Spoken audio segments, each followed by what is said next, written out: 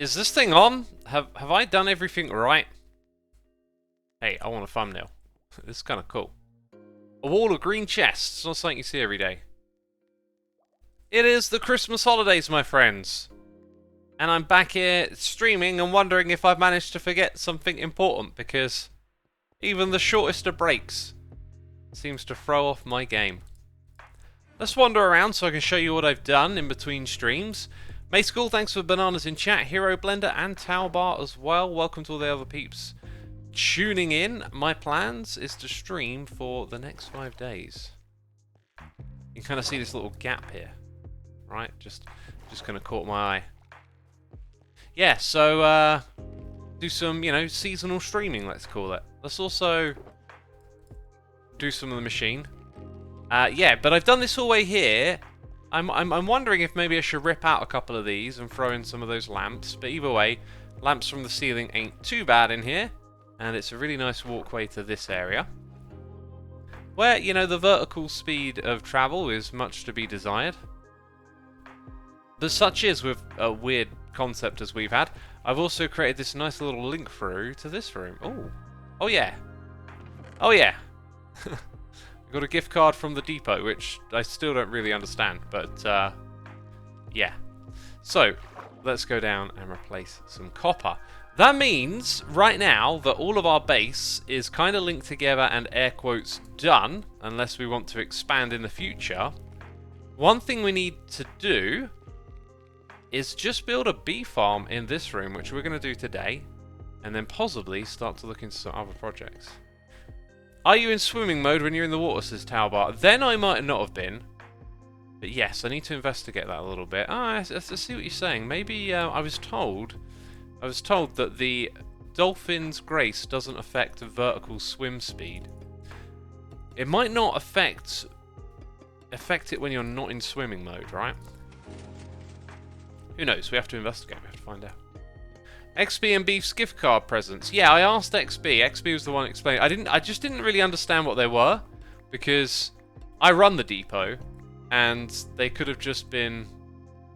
The diamonds could have been left at the depot? I don't know. Obviously, I didn't get the joke, and I haven't watched their videos. One thing I really like about Christmas is it just forces you out of your regular routine, your regular rhythm. Haven't really watched much YouTube stuff. Been watching, movies on telly, playing jigsaws, card games, having a really good time. And for the next few days, I want that to kind of continue. But I'm back. I went for a run this morning. Got to run off some of that Christmas food, right? Feeling good. Feeling fresh and energized. Toguro Joe, thank you for 50 months of support. Jaden Depp even. 25 months. Hello, X. Hope you had a great Christmas. Wish you well for the new year and 2023. Thank you so much for the well wish. Oh, yeah, we just loaded that and sent it out. I'm doing this side. Yeah, had a fantastic Christmas. Always do. Always enjoy it. What I find funny is, in my head, Christmas is like downtime, right?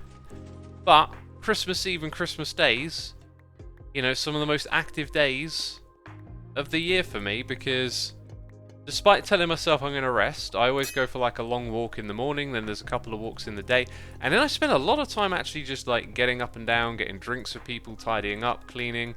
So like, they're actually quite active days. I racked up a lot of steps on the old Fitbit. So, I'm going to justify it having the extra food and stuff. I didn't go overboard this year either. I'm sure we'll talk about this again later, because, peeps are tuning in, peeps are going to ask you how Christmas was and stuff. I really enjoyed it. I didn't go overboard with the food. I definitely had some big meals, but like, I remember last year, or was it the year before, sort of struggling to go to sleep because I had eaten so many chocolates, and like my belly was all sickly. I didn't do any of that this year. Kept it all good. I had a bit of pudding here, a treat, a chocolate, one or two on the side, but like, all good. I'm happy with that. Treated myself, but didn't, go over the top. Got to exercise that discipline, right? Wait, that's the same message I read earlier. What other message should I pick up on here? It's quite funny once you get it, even if it's a bit Schaffenfreudy. No idea what you're getting at, Izzy. Right, that's all of that, isn't it? Hey! Diana Goblin, thank you for 2 months. Hello, I hope everyone is staying hydrated and having a great day. I could probably do with another sip of water. Now, somewhere around here is the middle of the room, and we seem to have lost our markers, or I think I tore it down without really thinking. So like 4 to there. 1, 2, 3, 4. So we're 1 over from the middle. So here is where we're going to build the little AFK spots. Now, originally what I wanted to do was have them line up with that. What I am going to do is put them over by 1 so we keep our lighting source. I got to go repair that pick, haven't I? I got to take a trip to the end and then a trip out to wherever so we can get the bits that we need for our honey farm. So we'll have like an up and a down. We could possibly just install this straight. Well, actually, I need to plan out like where the honey farm's going to go, but this will be our AFK area. We'll have a water stream up and a water stream down, and this will just be the spot that's safe to AFK and where the honeybees will live. Now, in order to get some honeybees, what are we going to need? We did this on Empires really recently, so I feel like it should be easy, you know? Oh, another machine came back. Do you know what? I've already got some honey stuff lying out, like some bee-related things here and there anyway. We just got to do like the bee breeding thing and breed them up a little bit, I guess. Okay, I need a few more. Now that's not cool. I don't want that. Need to put some glass up the top. Winter Cherry 7. 3 months of No! Tried to do a Homer Simpson. When was the last time I ever said... I can't even do a Homer Simpson voice. Just what popped into my head. 3 months to support Winter Cherry. Thank you so much. Soundwave Hope. 31 months. Dang. Thank you so much. Appreciate it. Look at this. Oh my goodness me. We've got so much. Wait, didn't we just have... There you go. I think I opened this one twice and confused myself. Thought I had 3 full boxes worth. So we basically need like some glass, if I remember correctly, if you go out into the wild. But first, let's go check our storage system. Hello, Shishwama mods. ×3 to all uses, Verify. ×3, nice. Yeah, there you go. I just entered swim mode. You do that by pressing sprint, right? And you definitely go up faster in swim mode. So over here, we do actually have a couple of bees' nests and hives. I just don't know what the status of them is, even. So we probably just need to go ahead and, you know, get some flowers and breed them up in a little contained area, for which I like to use glass so we can see what they're doing. But I'll also grab some stone just so we can put some blocks around, and we'll do that down there in the basement. Breed them up. Give them some new beehives. Yeah, there's a point. See, look at what I'm doing. I'm just thinking for every step, right? Thinking out loud. We'll go pick up the rest of our honeycomb supply as well, I think. Probably going to end up needing some, like, chests and redstone, but, you know, we'll do that when we get to it. Cellophone, thank you so much for your subscription. I appreciate it. Jaden says that moment X mistakes a smiley emoticon for a word. I don't know what that moment is. I don't recall that, but I don't have... Oh, there are emoticons. There's like one emoticon in my Twitch chat. I don't know what you're getting at.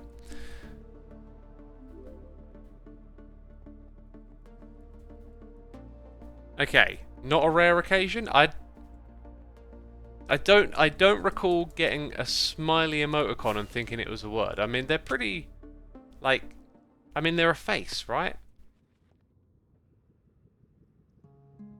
X3 is a smiley emoticon. Okay, X3 doesn't appear as an emoticon on my screen. And like, it doesn't look like a smiley face either. I don't know. Maybe it's the font I use. Can you donate channel points to other members, says Scarhead Joe? I don't think you can. I don't think that's the thing you can do. Woo! Right. This is some Raymond Holt vibes. Don't know who Raymond Holt is. Do not know. I am ignorant. Now let's go and repair this pick. I think this thing got chewed up by doing the tunnel. That glide was smooth. I've done a few of these glides in my time. You get the hang of it eventually. This could be done by using poles, says Taubar. I have no idea what could be done using poles. Oh! The channel points. The channel points could be done by using poles. Got ya. Night Sport. Thank you ever so much for gifting subs to Leafy777, Oolong Cool, Hurricane TJ, Kumai, and Ipajar Gestalmal Stunt. What a crazy name. Thank you for gifting subs and supporting our community, my dude. That is greatly appreciated. I hope you had a fantastic Christmas. Have a good Boxing Day. And all of that. Thank you for supporting our community. Was Christmas Day today or yesterday for you? It was yesterday for me. Today is Boxing Day. And for today and the next few days, I just kind of want to take everything easy. I love how Christmas, like, having an enforced break is like really important. Just like get you out of your groove, get you into something different. And Christmas is always that. It's time with family, of course. But every time, it always feels like you find little memories or like something happens. And for me, I had a really nice Christmas morning, which I'll tell you about just later on. Just gonna, let people tune in and then we'll have the waffle. Some of you are asking what's Boxing Day. So Boxing Day here in the UK, don't know if it's a broader tradition, but essentially it's just a nickname for the day after Christmas, I think. To say like, oh, you got all these boxes from presents at Christmas and you sort of sort things out and the shop's open and there's the sales and we just call it Boxing Day. If there's more to it, anything deeper or something else significant about that or not, I'm not entirely sure. I think that's just the gist of it, Just like a bit of a nickname for the day after Christmas. Kind of relates to having a bunch of boxes and that sort of it. You used to box up your old toys. Ah, right. That's a bit of a weird one, honestly. Like, why would, your old toys don't automatically become irrelevant, do they? In fact, I think I'm just going to grab that stuff when I need it. Save jostling around my inventory. I do want to investigate something though. So, this is the farm that we're going to build. I just kind of wanted to remember. We have. I think that's an item filter. Yeah, that is, and so's that. So what we don't need is an item filter. So we get to build the farm at this level here, essentially. I think I might deploy the same design again. And then we have the hoppers go around in the... Do we have the hoppers go around in a circle? I think you still need that if you want to load it up with iron. But when we take items out the back, we will still need an item filter because shears can go through, or dispensers. I wonder if I could just do this different. Like, if I design it so that I can peer into this space and just load up the shears myself, dispenser, yeah. I think I might not use ENXO4's circular part here. I think I might just... Oh, there's a whole bunch of different ways I could have them side by side. Essentially, I'm thinking that I'll just stock up the dispensers manually, as we don't need a crazy amount, and they just sit there in the area. That is a very rare occurrence that lands on top of there, by the way. Not good. See, the only issue is, if I keep the item filter, then the chests end up being, like, way lower down. Maybe not by that much. I kind of just didn't want to end up with a sort of, oh look, reach into the hole kind of thing. If I did it a more simple way, I could just keep the... Yeah, I could just have the hoppers underneath come round to a single chest, sort of at this level. They would just have to avoid using the dispensers. So, yeah, I think we'll set up a system. Kind of just do it on the fly. Have a little bit of fun. Do some doesn't have to be the most optimal ever redstone, right? Sometimes that's good. Hi, Xisuma, how's your day going, says Quasi? It's going alright. It's going alright. I feel pretty good considering I haven't had a crazy amount of sleep lately. And I went for a run this morning, which really perked me up. It's the traditional day where the servants are allowed to go home and see family over Xmas. Obviously, from the old days, servants wouldn't be allowed to do that now. Well, you don't know. Like, there are still families that have servants and whatnot.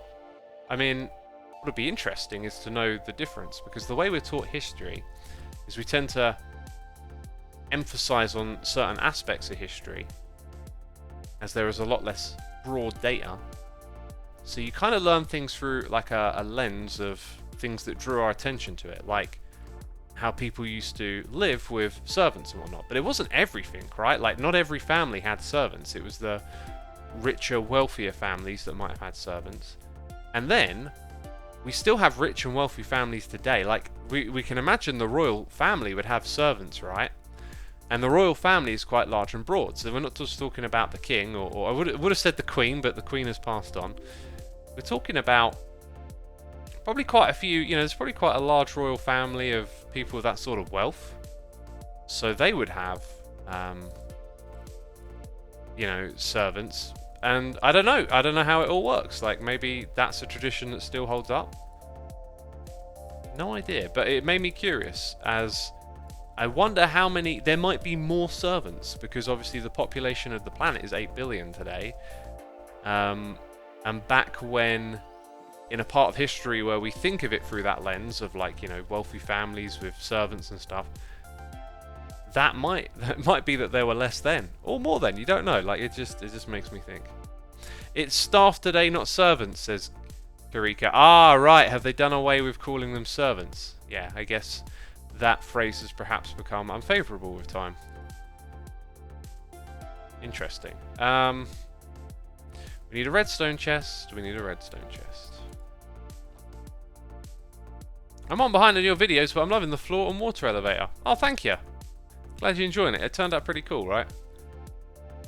Do you guys like cheese, says RDS. Oh, with the deep questions. Dang.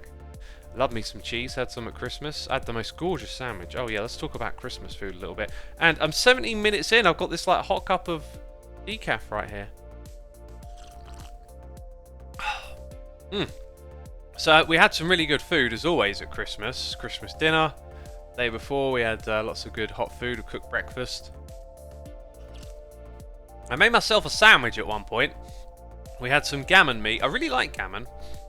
And I buttered the bread. I put in some chili relish. Bit of gammon. And then hummus in the middle. More gammon, chili relish on top. Of a bit of buttered bread. The most gorgeous sandwich I've eaten all year, maybe. Oh, good. Lol, just had a turkey sarnie, yum. I didn't have any turkey. I don't like turkey meat. So my mother was kind enough to cook me some chicken liver and some chicken thighs. And I didn't have any of the turkey meat. I always find it just a bit sort of dry and sort of like a dull chicken. That's all it is to me. Hang on a minute. Let's go do some redstone testing. I was just thinking through what we're about to build, and I think there is actually a reason it's done the way it is that I might have overlooked. It's best to celebrate Boxing Day with a quiet and chill night, building Lego and watching an Xisuma stream with a coffee, of course, says Tank Dang. That sounds awesome. Playing some Legos, love it. Jigsaw was my thing. I love a good jigsaw, and I played a puzzle game on my laptop. I love puzzle games, man. I love just getting stuck in and thinking. And almost finished it. Probably find the time to finish it off in the next couple of days. Played this really cool puzzle game, very similar to some we played earlier in the year. Somewhere around here there is this farm, right? This is just a chaos of a redstone world. Maybe it's back over here somewhere? I'm trying to remember sort of where the beginning of all this building was. And then somewhere we should see a lone little bee farm? Maybe it's more in this direction?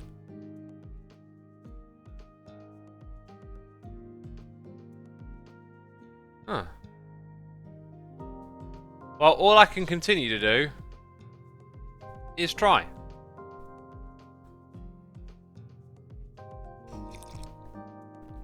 What puzzle game? I couldn't remember the name of it, so I figured I would just not mention it for now.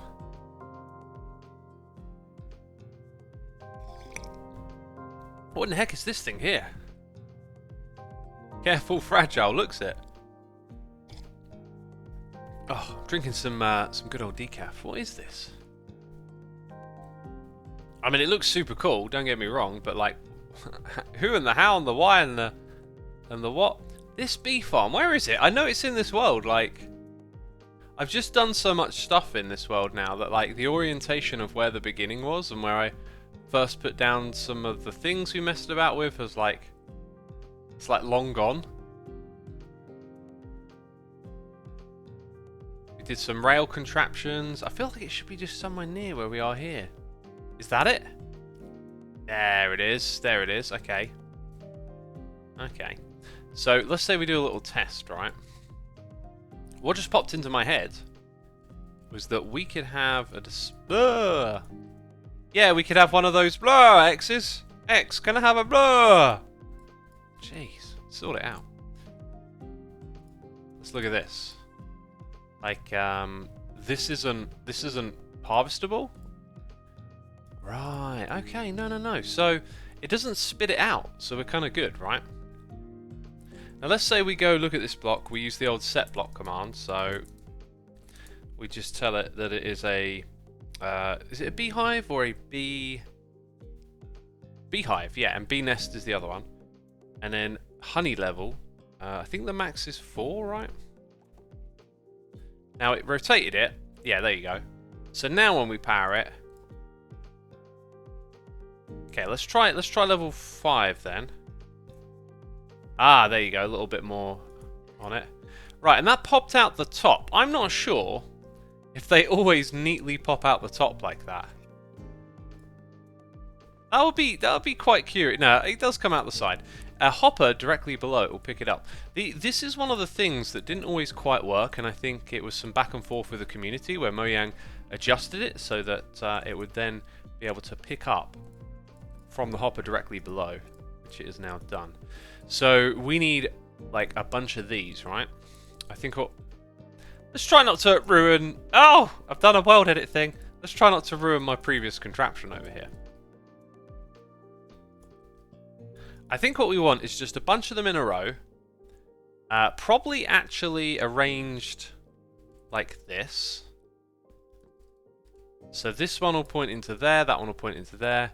We'll probably only have a handful of these anyway. Maybe just like 4 would be fine enough. So then you can picture your dispensers.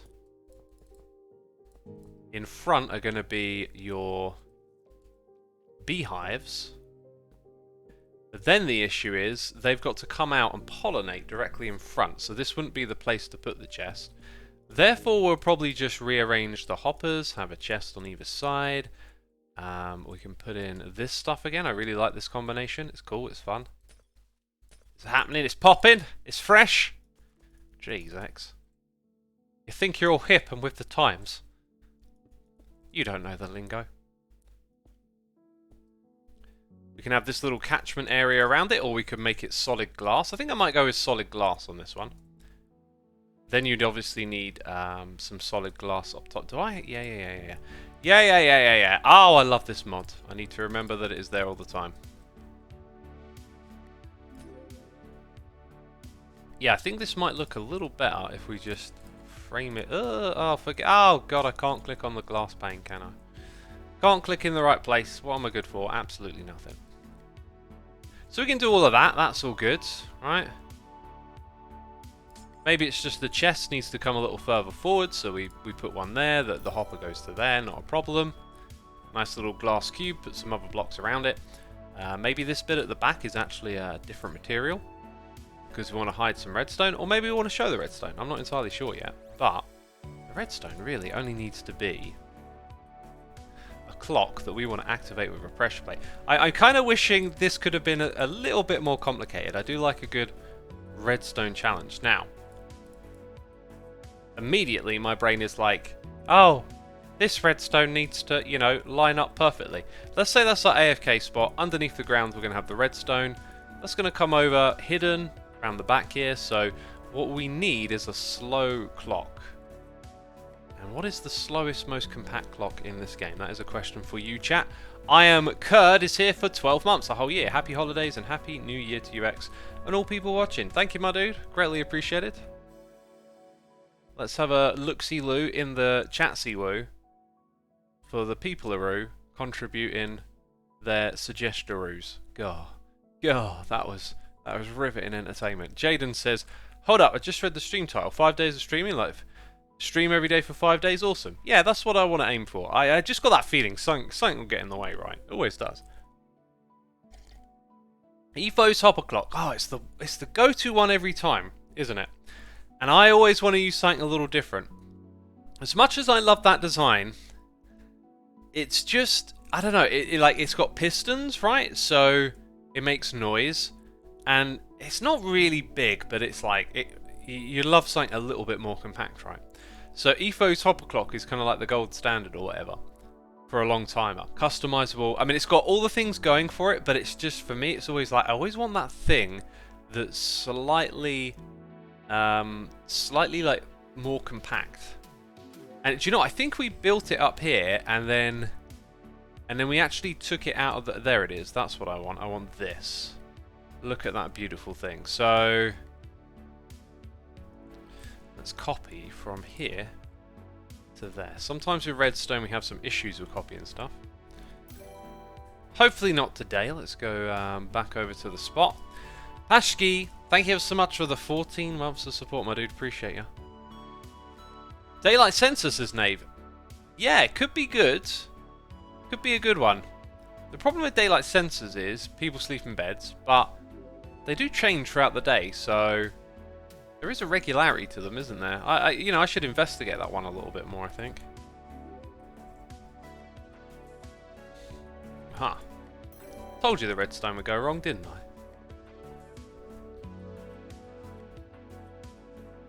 Right, now which one's supposed to do one item and which one's supposed to do multiple? Oh, that one had 6 in it? What? It looked like it was... Wait, no, it probably was flicking back and forth. Because something else isn't configured right?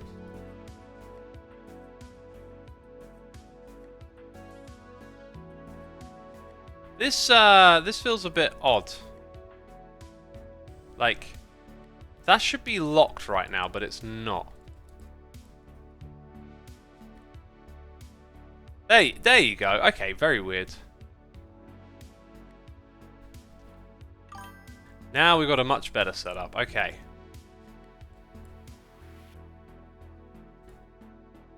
So I think all we need now is just a little bit of a observer to detect a change every so often. And then that will send a signal over to that. Then for the input, we want it to stand on this to activate. So therefore, if we put a torch here, and that's always off, right? These items are draining out right now. Wow, that was bad. Actually, that does appear to pause it, right? Although it goes back and forth, I mean, technically it's like paused. This is all the same over here. So let's get a lever, because when this turns off, it just gives you a pulse straight away. So that's the player, and then when you do that, it gives you another pulse. It's not the most neutral way of doing it, actually. I think what we'll do is we'll do it with a piston. And you've got to be careful which way around you do this. So I think if we do it that way, right, we imagine that the signal has been activated. No, we want it to be the other way around. Okay. Oh, that's annoying. Because now every... Ah! I just want to put you there. Right, check this out. Come stand on the AFK spot. Oh no, what am I thinking? Maybe it doesn't do what I want it to do right now? Or maybe I just need to invert the input. That's when you walk off. It makes... it doesn't matter. That'll be fine. That'll be fine. So, yeah, we'll use the sticky piston. Although I did just remark on how I didn't really want to use a piston in Ethos hopper clock. So maybe isn't that too much different? Maybe I'm locking the wrong thing?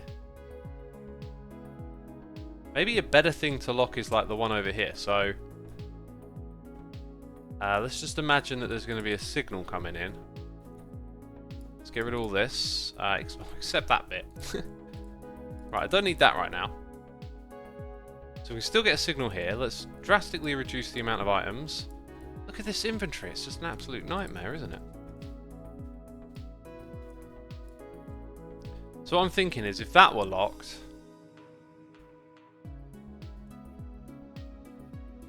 Aha! That's some proper locking right there. Okay, that's the way you do it. So then break that, and then you get a signal. But if you do that again, immediately, I think it finishes the whole transfer and goes back. Yes. So that will be the nature of our setup. When the player walks away from the contraption, that needs to be turned on. In order to remind myself of that, let's go ahead and put a pressure plate on like here, like nice little visual cue. So, we built this, then we put this thing somewhere in it. This output goes to the top to power our dispensers. We can walk around the back, fill it up with shears. We can put hoppers on the back if we really want to. And then we stand on a pressure plate, which was supposed to be 2 pressure plates because of neatness and stuff. I can still wire that up, don't you worry. So that's kind of our plan right now. We got Curls of Doom gifting a sub to Skyfighter. Curls, good to have you with us. Thank you for gifting the sub. Appreciate you doing that. Code of the Stars is here for 2 months. Crazy Nutty Girls here with the Amazon Prime. Thank you for using that Prime subscription on me. Blackjack says you can chain hopper clocks to be as long as you want. Yep, that's totally true. Rachel Soma, thank you ever so much for 5 months. Is it Xisuma revival time?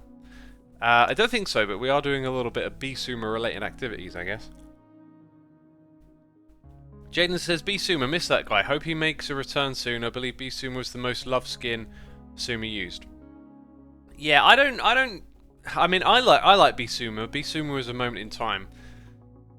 I don't think it makes sense to go back to using old skins other than, you know, the original itself.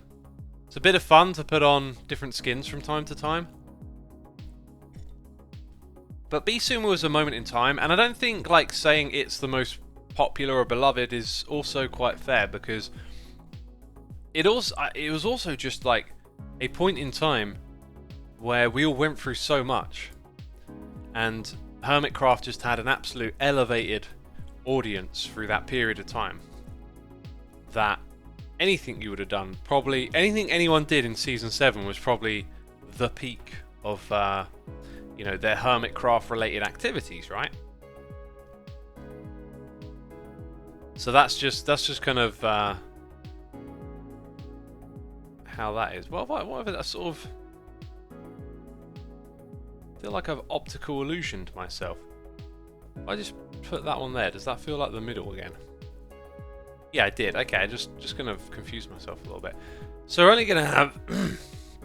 oh, my days, right. We're only gonna have those with the redstone over the back. I don't really think we need it to be any lower, so let's put it 1 block higher. No point digging out this whole basement. I just remembered that we left the volume down low from the Enderman farm, right? X is canonically a shapeshifter, says Bannian. You could call me that. When it comes to lore and world building and all of that stuff that it seems like a lot of you really love, it's never really been a strength of mine. It's never really been a thing that I grapple with well. So I don't think in those sorts of terms. I keep it kind of simple, like it's a Minecraft skin and we changed it. Yeah, I feel like putting these dispensers back a block might be a good idea. I don't think we need a crazy amount of space, but it feels a bit compact. Just figuring out the boundaries, the variables, right? those green chests going on. And hey, the one, the only, it's the Puka coming in with the raid. Hope you had a good Christmas, my dude. I saw you were doing some animation stuff before I got started. Hope it went well. Thank you for the raid. Welcome all the raiders. We are building a bee farm. And I think what we actually need to do next is work on making sure we've got enough bees. Which is always a bit tricky, but if you look at the area we're in, it's kind of compact. All we've got to do really is just siphon off a bit of space and use it.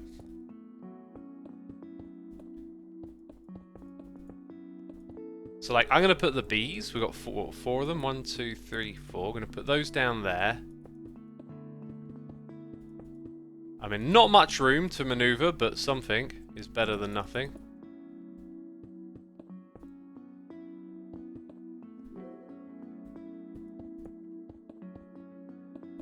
And then out the front here, we kind of want a glass window and door, I think. Whoops, double whoops. I don't tend to carry doors around with me. There might be one. Well, I'll need some trapdoors, but oh, there you go. Look, there is at least a classic oak door from back in the day, eh? Okay, then we want 4 of those. So I'm gonna have to just be smart about getting in and out of here. And I think I'll just plop these down straight away. And then plop those. No, that didn't work. I could have swore I had... Wait, I did have 4. Okay, right, whatever. We got not as many as I need. So, like, I grabbed these, right? Let's get them growing up already. Don't know if any more of this works. I just remembered what I dreamt about last night. Dang, I'll tell you what, I woke up. I looked at my Fitbit, actually. And in the middle of the night, there's like this massive heart spike. Of like your heart rate going up crazy. Drinking some water, getting some hydration, telling stories about dreams and stuff. Hayley Bailey's here for 26 months saying Merry Crimbo X. Thank you ever so much. Thank you, thank you, thank you. Merry Crimbo indeed.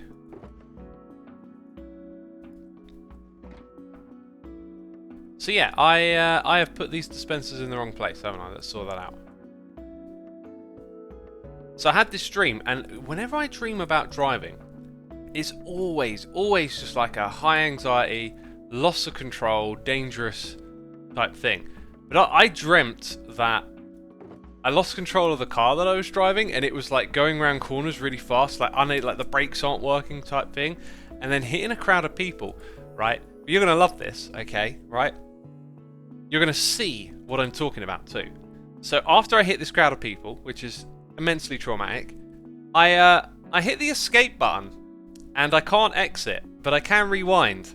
So I rewind, try to do that again, and not kill people, and it doesn't work. And I hit the escape button, and I hit the rewind button, and I try again, okay? And every time I just can't get away from it, it happens. Now, the escape menu actually looked like this, and the sort of like quit or whatever it was like grayed out, which is it's so weird when an interface becomes a part of your dream. So weird, but it happened. And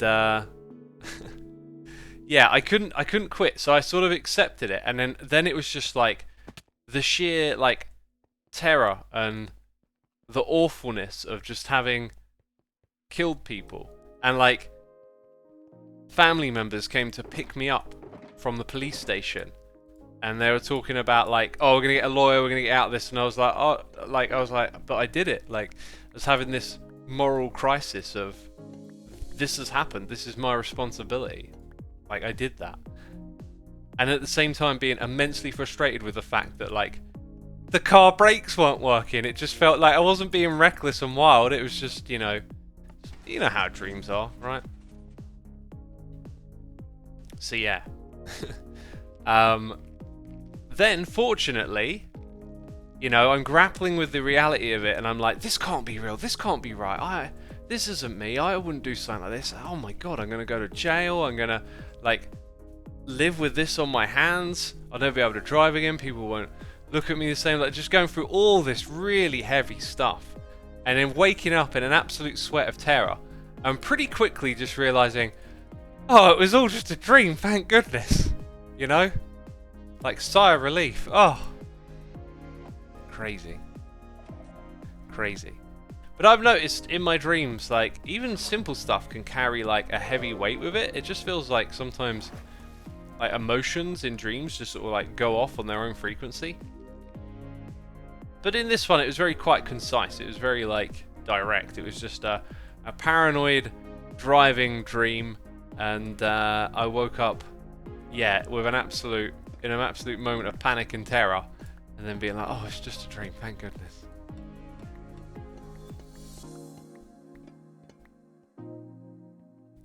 I can imagine X playing GTA and being awkwardly polite to the NPCs in a funny way, says Prism.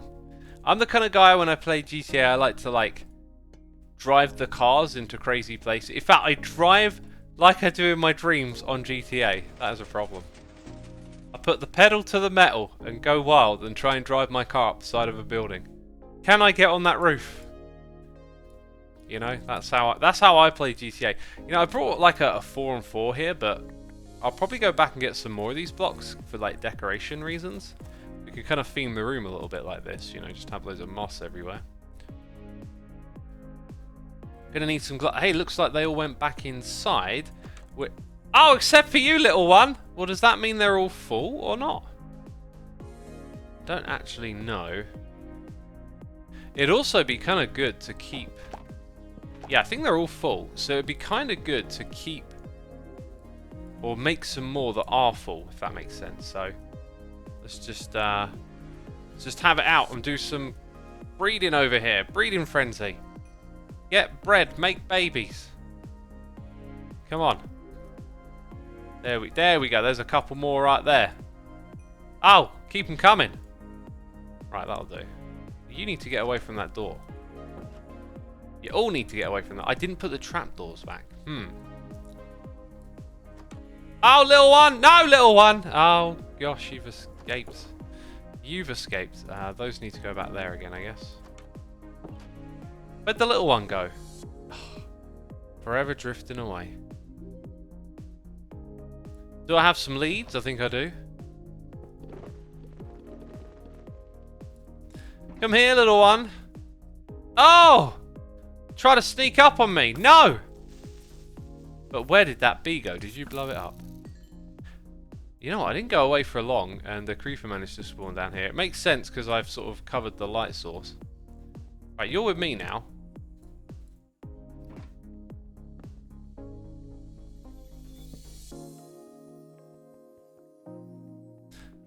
Right, that little bee looks like it's stuck. I see some of you commenting on that. So we need to make more beehives while we're down here. That's the thing we gotta do.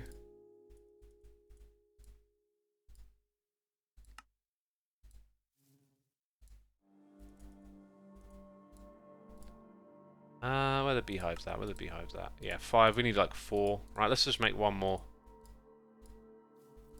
Good old number that. Yep, that'll do. I'm not actually sure it makes sense to put all of them behind the trapdoors. Do they grow up while they're inside there? I'm just going to let them out again. And then at some point we need to maybe create like a second room with these. Where did the... Oh, there. Okay, still got you. Still got you. I guess what I could do is like lead them out one by one.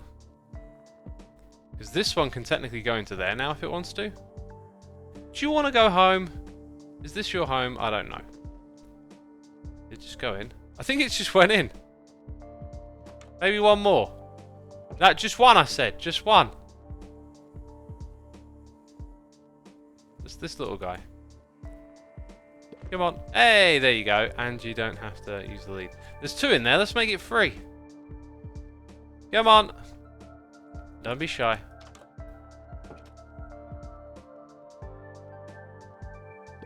There you go. So we've got a full one right there that we can use over here. Well, that's a good way of doing it. We need some glass next. Is that what I... No, that's not the glass one. This is the glass one down here.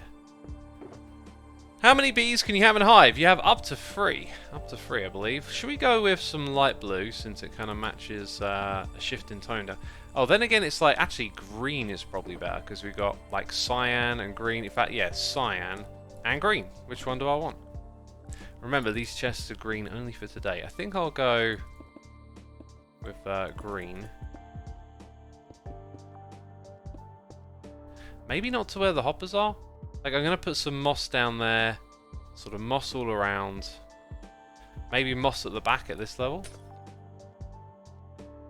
Then this can... Right, so look at this roof. This roof is a problem. So we need... Now we need warped wood and more moss. And after that, I'll probably take yet another trip back up to my storage room. But you won't see me complaining. I'm like, this is just Minecraft, isn't it? You take these trips. Just face it, you take these trips, no matter how hard you try to prepare. Or maybe that's just me. Glyphinx, thank you ever so much for your 51 months of support, and Hedgehog28, thank you for 6 months. Greatly appreciated. Hope everyone's having a good holiday. Oh, the Puka said, did go well, bought the Christmas and animations separately. Cool. The stream went well. Bought the Christmas and animation separately. Don't know what that means though, but thank you, Puka. Appreciate you. What did we come here for? These things? Those things. Right there. Those things right there. Divine says, hello, Xisuma. I don't usually watch Twitch much, but I've been watching your YouTube channel for years, and I appreciate all the content you provided us. It's helped me through some tough times. Sorry to hear you going through some times, my dude, but glad you enjoyed all the content. As you'll see, things are a little different over here on Twitch. Xisuma, have you played Hermitcraft before? I feel like you would love this game. Really casual, and you have to think about what you do. I will have a little look. I'm totally into playing some games. As of late. Yeah, I was just about to say maybe it's time to have a little chat about some topics that are on my mind, but we're going to do an activity after this that will be far more suitable. Curls of Doom says probably both the Christmas and the animation separately. After you asked him how his Christmas and stream went. Oh, both. Bots. Got ya. Yeah, glad to hear Christmas went well then. I'd love to see you play Potion Craft, says D the Crafter. Well, I might have to check it out. We'll have to learn more about it and see what it's all about and all that stuff, right? So yeah, I think we were about to tidy up this roof. That was kind of the next step, wasn't it? Make it presentable, good to look at. Maybe not just on this side, but on the other side, because the room... I don't know how big it's going to be, but, you know, it'll probably go over here a little bit, so we'll just take care of all that now. How big it's going to be, get it? Because buzzing bees and honey and Beekeeper X and all of that, yep. Great pun, the letter B, the word bee, the animal, the creature, whatever. What do we call bees? Are they insects? They're probably insects.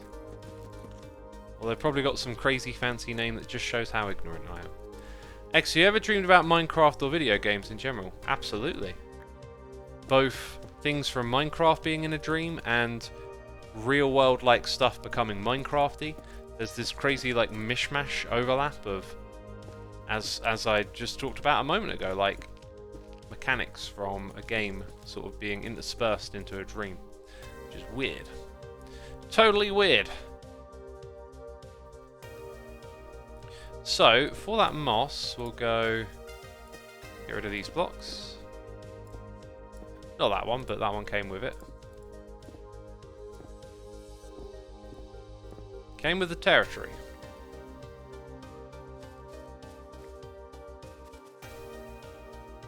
Curls says, I had an MC dream once, but I can't remember anymore what it was. Thanks for telling us, Curls. Thank you for telling me. I will no longer have sleepless nights about that dream you can't remember. I'm only messing about. So yeah, that'll look nice. Oh, but Sinkaz says he's got a link to it in his link tree. Yeah, I forgot to mention to my mods. I was going to leave a message, but I'll do that after the stream. My link tree has been updated, and now it's closer to what the final product will be. There we go. Added that to the notes. Yeah, the link tree, I want it to be like a one-stop resource for everything, so you can just kind of point someone at the link tree and be like, you'll find what you want there. And now it's more visual, now it's easier to navigate, I think. Still looking for feedback on it, and your thoughts and stuff are welcome. But, yeah, like for the mods, lots of stuff is on there, and we can put more stuff on there if necessary. But when people ask for things in chat, now it can be like, hey, go to the link tree and you'll find what you want on there. It's called this or it's called that. Got some nice images on there and links to guitar videos, pictures of my guitars, you know, stuff that people ask about. But I think you just want to put in this next. Then we've got our honey blocks there, so... I say honey blocks, it's not what they're called.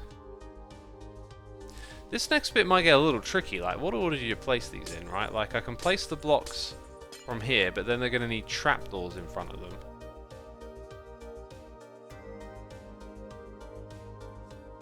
Or maybe... I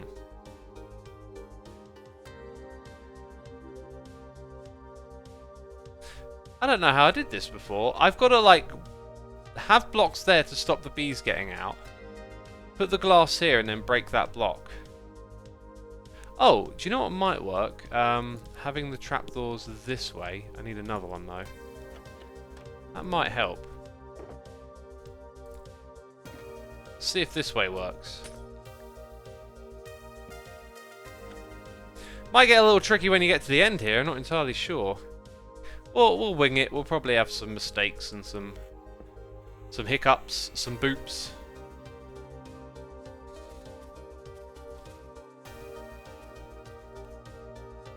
That's kind of cool looking, isn't it?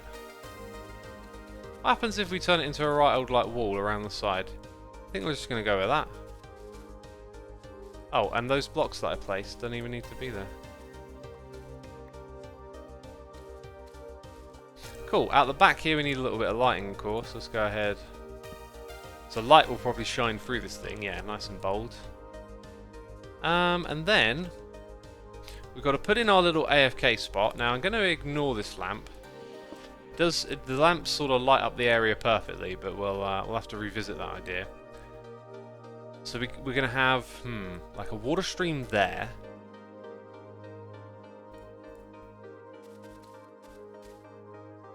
Like if I decide I want to make the whole thing mossy, which I probably don't, I think I want to go back to the woods over here. Like that. Then you need some more space at the back here. Maybe that's where we bring in more moss again, like...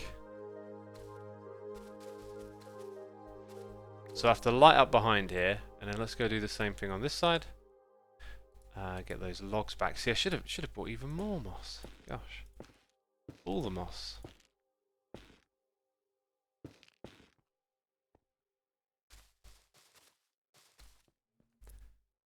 Yeah, it's a little compact, but hey, it's kind of the point. It's just this nice little safe space to pop down into and do your AFKing.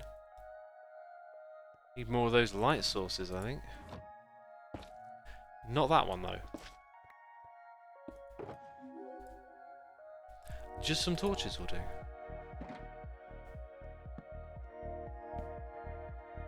Yeah, so we put in those things, got this going on here. We need the nether blocks, we need the water sources. Let's get on top of that next. This is why I have these shulker boxes, right? You always got a little bit of something. Do I have anything for moss, though? I feel like I should, but I don't. Oh no, wait, there you go, that one. The first one that I opened had it. So we can finish off that, that's terrific. Not using a lead right now. Not seeing these other bees pop back out again. Maybe it's nighttime, right? We're the only one on the server. It's understandably quiet today.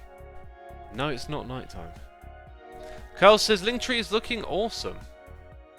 X, I like it. When did you decide you want to play the guitar, says Gush Punker? When I was a teenager I started playing. Didn't take it seriously at all though.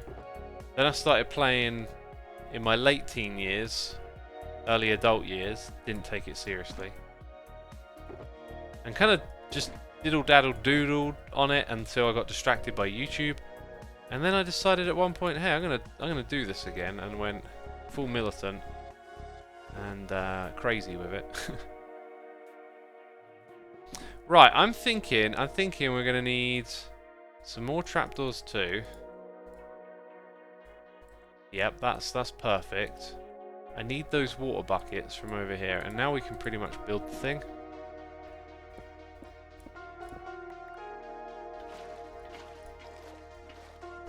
So like, got one way on one side, another on the other. Oh, I didn't want to actually do that, did I?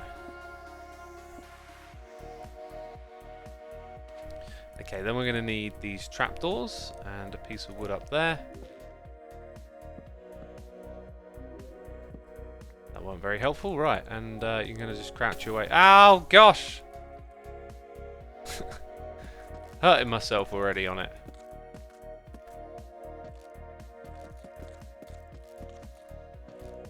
Do you know what, they were kind of nice? They were kind of nice not actually being stripped, just to give this room like one extra thing. I feel like this floor here should be like a third colour that just matches these two together. Anyway, we're going to go... Let's put the down way in first. And then we need 4 on the opposite. And that is just super quick and convenient to set up. And from... no, we need one more. Oh no, I'm trapped! Help me! Oh, thank goodness I got the Xisuma wings. The only thing with the way that Mojang implemented this is that, like, the down... Like, the up and down are different speeds, which probably isn't a bad thing. But the down one, it also damages you, where the up one doesn't. Alright, so now we've got that in the room.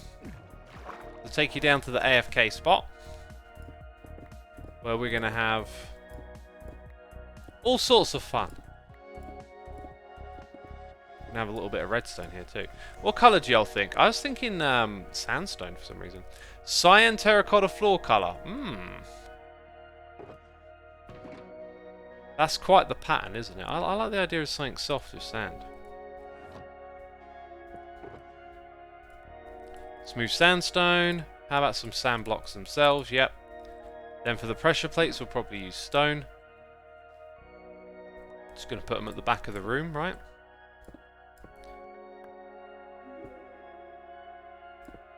So over here... Whoops.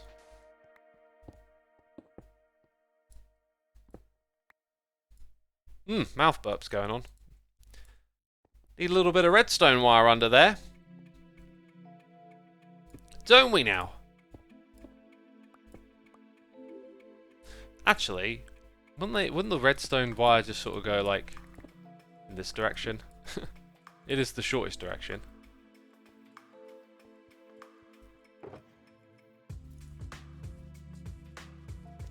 The shortest distance between 2 points is a straight line. Isn't that like a brain smarts thing that those brain smarty people say? 1, 2, 3, 4, 5, 6, 7, 8, 9, 10, 11 or so.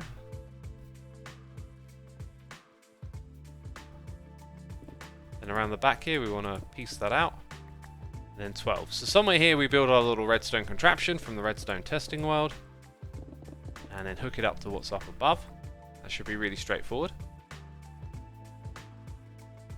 So I think I'll go ahead and tidy everything else up in the meantime. Got to put these things back into their boxes, right? Keep it organised.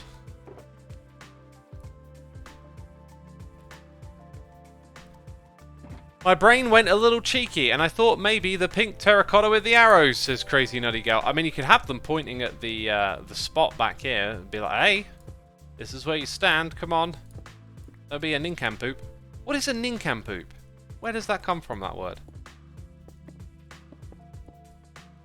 Just one of those words you say to kids, really, isn't it?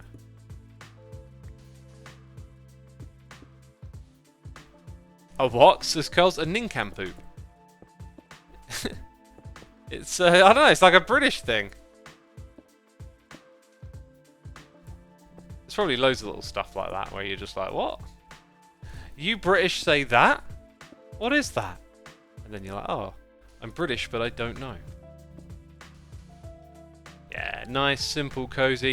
You could probably expand this and make it much bigger, right? And it would still look cool, this kind of aesthetic.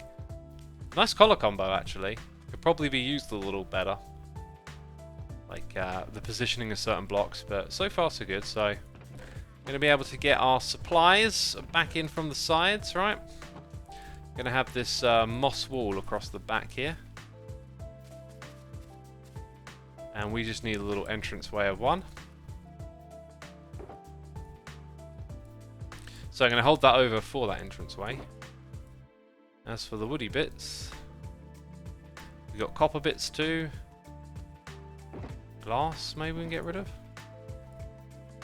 Such a drastic, messy inventory right here. Yeah, okay, so redstone contraptionage.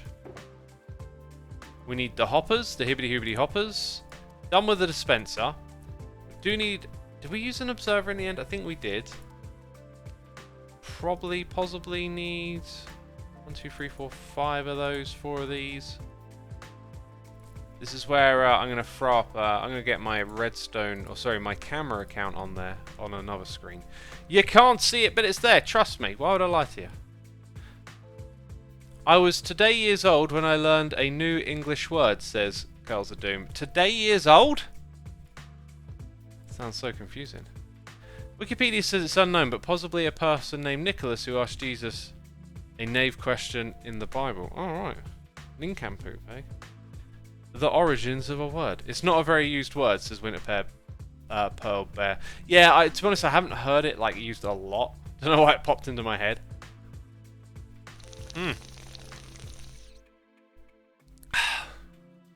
Everstu says they read the word so many times it doesn't even sound real.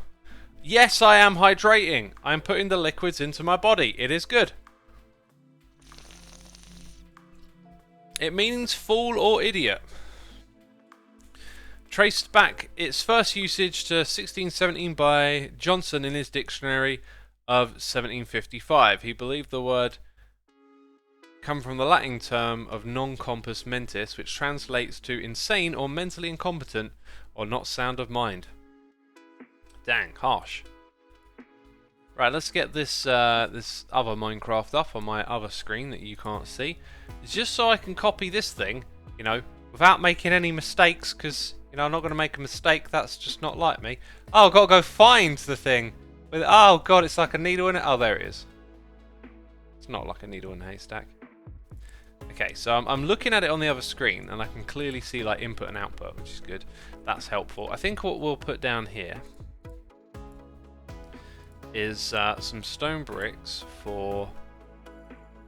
Yes, for that. So we have to invert the signal, and then that signal is going to be right here, actually. Or maybe I'll just push that back one block. I think that might be a better move. Because then we're going to have these two hoppers pointing into each other. They go there.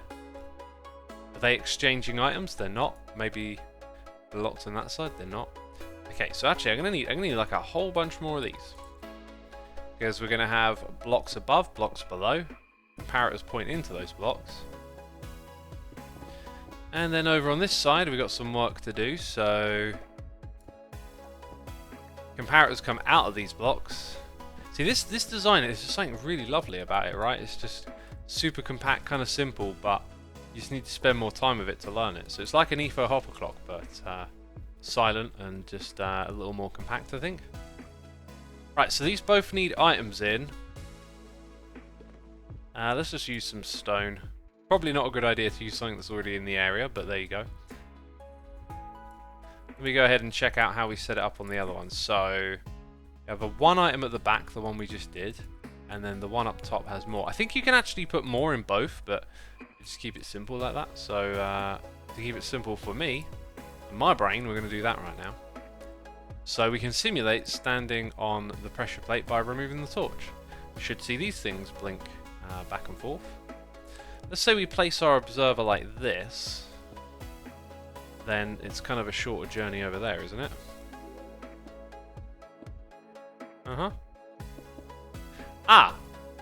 Oh no, wait. Yeah, I can still stock up the dispensers, and there's room for hoppers.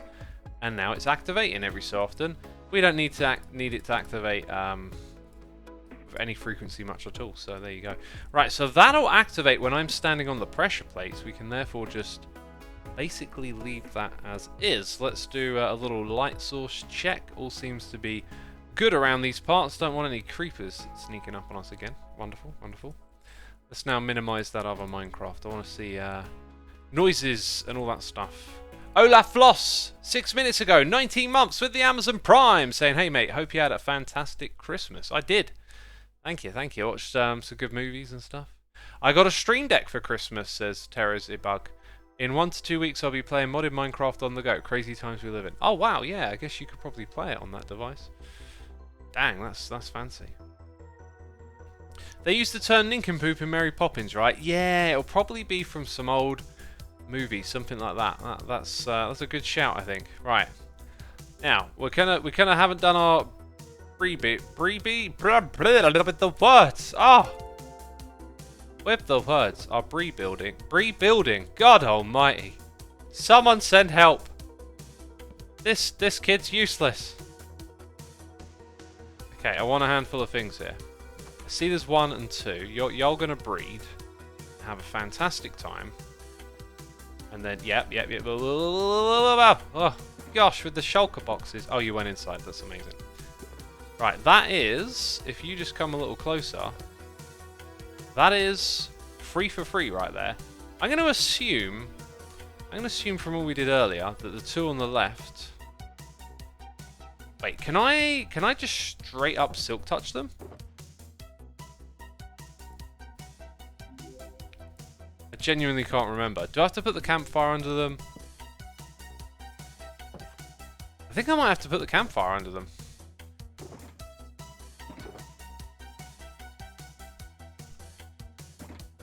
Yeah, I'm just going to put the campfire under them. Be safe.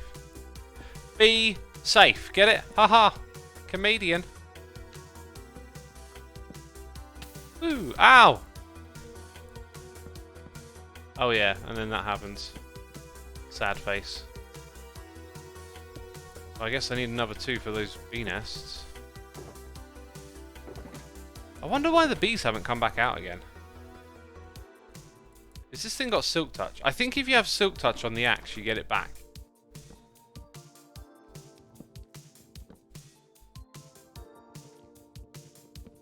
Oh no, that's the way. Okay, you just need silk touch. It's not about breaking it fast or slow. Right. Today I learned. And we'll probably forget and then learn again at another point in time. You know how it works. Okay, so with that, our business is concluded. I have leftover beehives though. I don't know where to put them.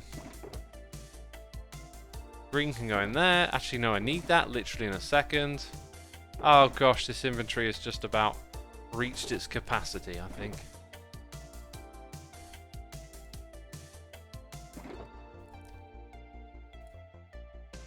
Right, so we need to put in,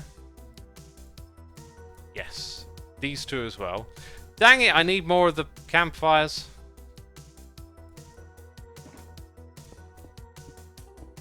We will get there today, my friends. We will get there. Have no fear. It's a good thing those don't burn items that land on them. You'd think that's something they might do.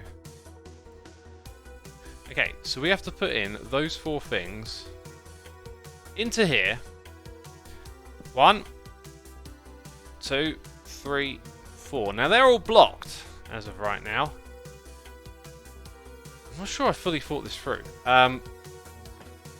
They actually don't need to be the way I lined them up. Yeah, okay, so... Oh gosh, I hope this works. I think they might just... The bees might just be happy staying inside for a minute. Which is really good, because I haven't got much of a plan B here. That I just need them to stay inside. Oh, and then that happened! Oh, I hear a bee! Wait, why would I hear a bee if it hasn't popped out? Okay, I think we got away with one there. That's not bad. And I think our contraption just needs some doors, right? Just need some doors. I know I'm saying the wrong word. Do you want to know what the right word was? Because as I was saying doors, I was like, that's definitely not the right word, X. You're saying something, but it ain't the right word. I was thinking shears. What is wrong with me? What is wrong with me? Oh yeah, those are like the last blocks to place when I go through. So then when it comes to trapdoors, I'm just going to throw them away, basically.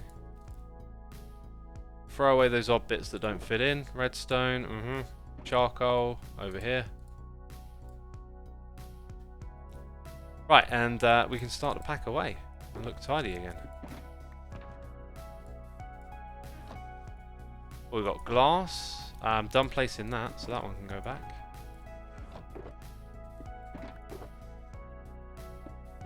Yeah, all looking good.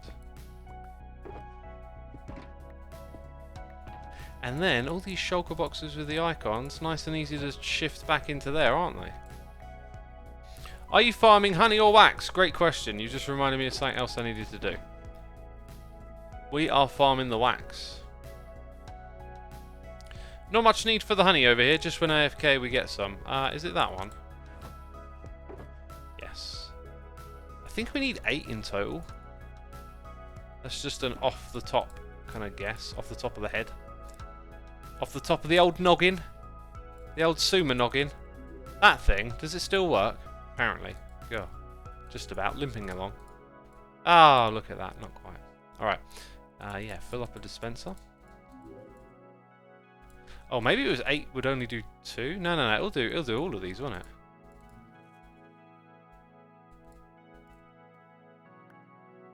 It'll do all of these.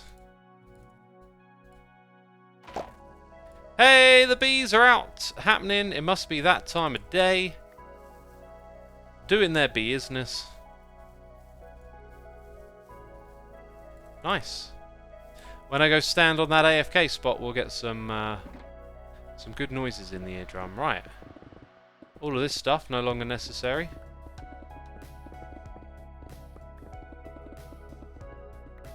Get some glass back. Gaspuri says, I'm learning so many British terms. Oh, yeah. I am the education of the Brits. The educator of the Brits. That sentence was just not making sense. Mr. Lemon Bowtie, thank you for your Amazon Prime subscription. I appreciate you and hope you're enjoying the stream. Having a good time today. Right, we get to pack up these little bitsy boops and say, job's done. Job's done. Now, if I stand here, we should see... Oh, do you know what? We won't see it change because that hasn't fully pollinated yet. Dang it. I was going to do my little live test. Anything left over? Well, honeycombs will eventually populate those realms, and when I need to AFK, that I can do down here, which is just super... Oh my god, so many machines are popping out. We're going to have to go get some more copper. Oh, that might be a good spot to actually put those copper boxes in the future, down in the little AFK hole. Gotta love it though, right? Gotta love it. There's a few things I'd like to see. Like, here's an interesting one. I'm not sure what the best way to do this is, but if you had, I think what would be really cool in this game is if you had like an observer that was like an on-off output for if there were a block there. Actually, you could do that with a redstone torch, but it just doesn't happen to work here. I really like the idea of like a lamp being on. I know we got this to send it away, but like when the flying machine is here, if there was a lamp on that just sort of said it's here, I think that would be great. Because then you could like look back over the machine after you've supposedly emptied it. Or sorry, the area, should I say?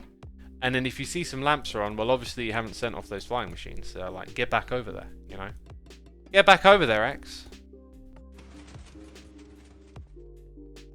Grey Cat Crossing is here, gifting 2 subs to Duska and Bearded Axe 84. Thank you for gifting subs to our community, my dude. Appreciate your generosity.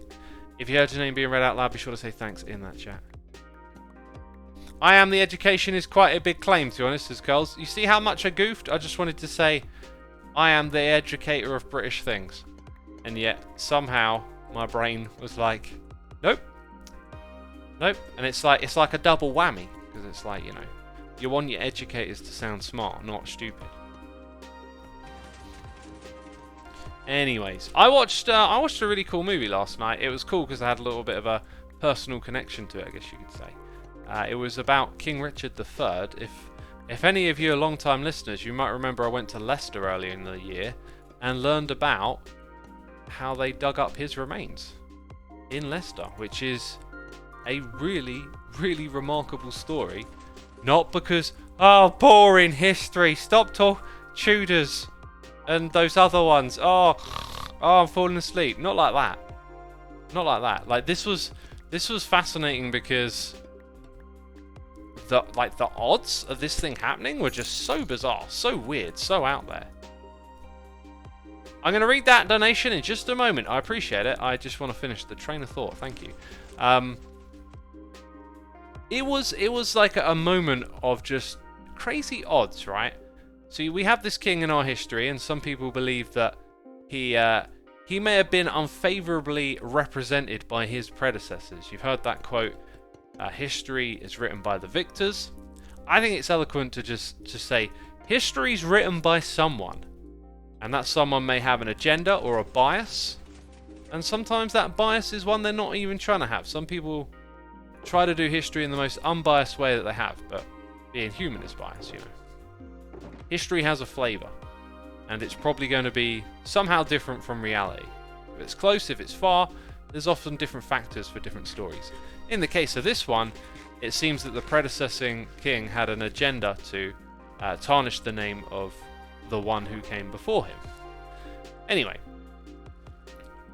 so there's this myth about how this king died, having his remains thrown into a river. But a lone historian, with help from... let's rephrase that. They weren't a historian, they were an amateur investigator, let's say. With help from some historians and various societies and other people, you know, doing history, figuring things out. Like, this lone person who was essentially going on a hunch, right? Like, they had a feeling. They did their own investigation, and they thought that King Richard was, like, buried in this car park in Leicester. And there was a space there with an R on it because it was reserved for the people that use the car park. And this person sort of took it as a sign. So this archaeological dig ended up happening where they went in and, like, on the first day, they just found his remains. Like, and it was just the most bizarre thing. It's like, you know, not even with, like, teams of experts doing archaeology do you just get, like, X hits the spot straight away. And the movie kind of exposes even more drama behind that. I don't think drama's quite the right word, but just, you know, the jumps, the loopholes, and, you know, all the things that someone had to go through to get people to listen and this thing to happen. And just somehow it managed to all scrape through and get by, even though it was a really kind of like a thing that maybe probably shouldn't have happened. Somehow it did happen, and then on the first day they just hit bullseye. Crazy story, really cool. Really loved it. I don't know where cyan belongs though. Oh, there it does. It goes above that one because that's... Oh, that's great. Oh, in which case I'll just put cyan to the side. Anyway, just trying to stay organised over here. So those ones are good to go. These... No, wait, what are we doing? Oh, clicking in all the wrong places. These ones need filters sorted out. Yep. So, anyway, that was like a whole story that I learned when I went to Leicester. And then they turned it into a movie.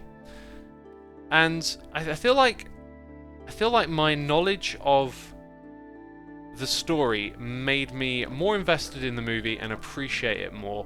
I don't think it's the kind of movie that will just grab you from a distance and you'll be like, wow. It's like, if you already knew this story and had a bit of an interest in it, then it's terrific. It's really good. It's nice to see it as a story. You maybe learn a few extra details you wasn't quite aware of, but either way, it was just fantastic. And I'm glad they made it into a movie. And I fondly remember that trip. It was a great weekend, and now there's like a little more to it, this King Richard story. You know, you sort of seen a bit of how it came together, both through the place and then through a movie. It's really cool.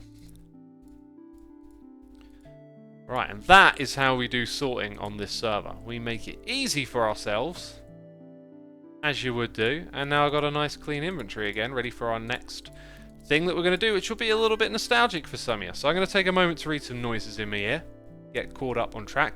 Peeps are asking for the name of the movie, and I think you mean the successor of Richard, not the predecessor. I got my words jumbled a little bit here and there, going back and forth. Yeah. The name of it's got Steve Coogan in it, and the name of the movie I think is The Lost King, but it came out this year, so you know, do your little IDBM research, Googling, whatever it is, and you should be able to find it. Sea Nature says R is for Royal. Well, R is also for Richard, but in the car park that they dug in, R was for Reserved. Right, noises in the ear. Mr. Lemon Bowtie, thank you for the Prime. We got Gelpar for 3 months saying, I've been a fan for years, usually can't catch streams, but hey, why not? Well, glad to have you today, my dude. Thanks for coming by. This username is a lie. It's here with a donation saying, X, you have helped me through a lot the past few months, from nearly homeless to now having a great new job, new home, and back on my feet. Thank you for what you do, and remember, if you ever have a down day, that you impact so many people's lives. Thanks for that lovely message, dude. I appreciate it. I appreciate your donation. And dang, I gotta say, nearly homeless, man. That's like being homeless. Our society is not robust enough to take care of people when, you know, they get into that area, into that predicament. I imagine that must have been really stressful. So good for you for getting a job and getting back on your feet. That's awesome. I just wish our society could, you know, figure it out and get more people on their feet and stuff. This is the box that I need, by the way. Just gonna grab that. Just gonna grab that. Gelpar. Oh, Jetplar. Oh, I get the letters the wrong way around. Says, God, you say my name wrong, but you're not the first one. Hey. Jetplar. Am I saying it right now? Jetplar? I'm pretty sure I said Jetplar. Or Gelpar. I can't even remember what I said. Jeez. I'm useless. Xisuma, will you make a tutorial for your Netherwood farm? Probably not. Tutorials just don't really, like, do it on YouTube anymore. I don't know. I'm having a whole thing at the moment with making videos and stuff, so it's not really a good time to think about it. Tutorials aren't really a thing anymore in my mind. That I know I built my channel on it. They're just, I don't know, it was a time and place in YouTube, and I don't particularly feel like creating those sorts of videos anymore. But maybe I could, I don't know. Awkwardone. Thank you. Awkward1. Gosh. It's probably Awkward1. Thank you ever so much for your Prime. Appreciate it, my dude. Hope you're enjoying the stream, having a good time. Right, I have this idea. Something we're going to do around here. I need my camera account, right? I've actually got my camera account loaded. Let's check this out. And I was thinking earlier, it might be easy for me if I use my head a little bit and think to get this on stream. Sorry if you answered this already. Are your Shulkerbox preview images available on Vanilla Tweaks? No, because it's not a Vanilla Tweak. It's a mod. Oh, sleep. That's what I need to do. I need to sleep. Because it can be dangerous out here. Oh, there they come. There's those phantoms. Gosh. Don't you just love them? Aren't they just the most riveting part of Minecraft? Thrilling game design. How did they come up with that? Right, let's get this camera account. Where is it? It's all the way over here. Let's teleport it to me. And then into slobs. Right, into here. What happens when we click that? Anything? Oh, that's nope. What's going on? Nope. Oh, there. Ugh. Yeah, we got it. That's all I need to do, right? And now we keep it. Cool beans. Coben Jew, thank you so much for the Prime. Appreciate it. Right, so I guess I got to go to that account now and say, Somewhere down underground. Oh, yeah. Look. Oh, God, it's a phantom thing. Jeez, dude, come on. With the jump scare. Right. We need to trigger. Night vision. There you go. Oh, are these like? Do we need to do some cave? Oh my days, we need to do some cave cleaning. I think. Oh, there you go. Laggy zombie. Look at you. Oh, you're a legit zombie. If we spot any laggy zombies, we've got to kill them. Remember that. They look kind of legit. I haven't done any cleaning in a while, but the server never really needs it anymore. Anyway, somewhere down underground, we are looking for. There it is. That's what we're looking for. I wanted to come back to this project because I wanted a place to just do something and chat while I haven't got much new kind of cooking. And I was thinking back to this, and I thought this was great fun. There's a lot of it done already. Like. We should continue this, I think. And the only problem is it's a long way from wherever we. I mean, it's really long already, right? I wanted to go through a lot of those dripstone caves at some point. So we like turn the corner here and go down into this area. But what I might do is try and send us back the other way because I want it to link to my base, right? And my base is a long ways off in this direction. And you can see there are some caves that would definitely be fun to fly through and get there. There could be some demolition here. But like, at what point does it link up? I can't even... Wait, have I gone past my base? Where are we? It's so confusing. Oh my god, I don't even know where we are. Oh, okay, my base was over here. Yeah, we were a little bit off. And yes, I'm aware that we're looking at the camera with a small bit. So the place for it to come through to is about here, right? So there'll be some absolute massive tunnel digging, which we can use TNT, which is always fun, you know, gunpowder and stuff. But there isn't like one big tunnel that's sort of just perfectly aligned for us to fly through until we get to about here. Even that's a bit on the small side. Then there's this. So does this strand here hook up or get close to where we were before? The issue that I have is that like I can't even see where we were before, right? And I don't really know what way to go about it. What are we looking at? Elytra course through caves, says Slice Rhyme. That is correct, Sliced. The Mojang team, you know, putting together this crazy update with all these caves. I thought we need to fly through those caves. I do have night vision on, by the way, so that kind of makes everything nice and luminous. Now, there's this amazing cave run right here, but it just sort of goes completely in the wrong direction. When it comes back, then it's almost like directly next to this bit. But you know, we go up here. Like, where does this whole flight go? It goes down again, and then like no tunnels are sort of directly leading to where I'd like it to go, unfortunately. Did we get to see this project before? I can't recall, says Talbar. It is one of the first things I started working on this season. See, once you run out of big tunnels to just like naturally follow, you then have so much work to do with the TNT, especially at the deep slate level. So maybe like coming up to areas like here using the mine shaft. But as you can see, again, I'm kind of lost. Like, it's really right back round over there. Oh wow, and that would be amazing to fly through that bit.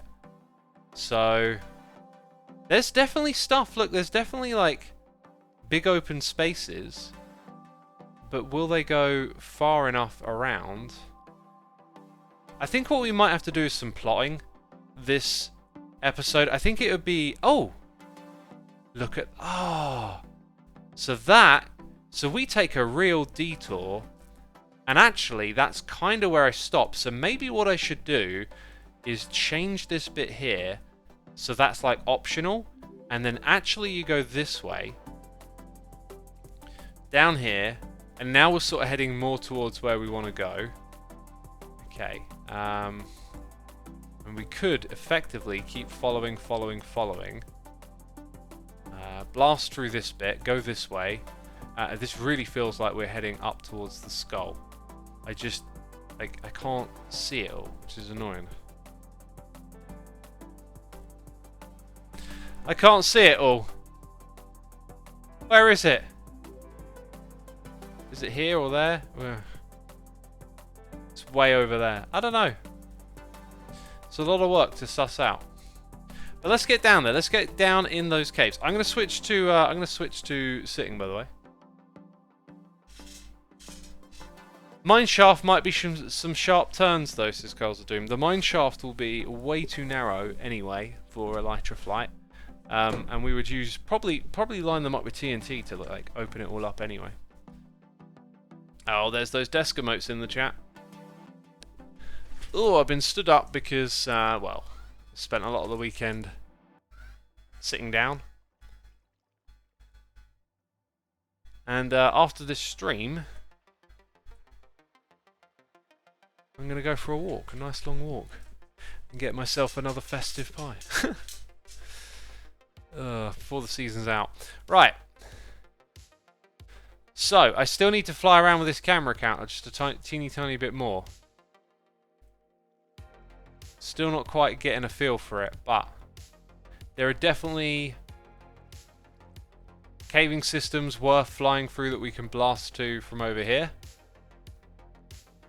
We'll probably have to duck down into this level to progress along here. And then I kind of thought, was it this one that it hooked up with?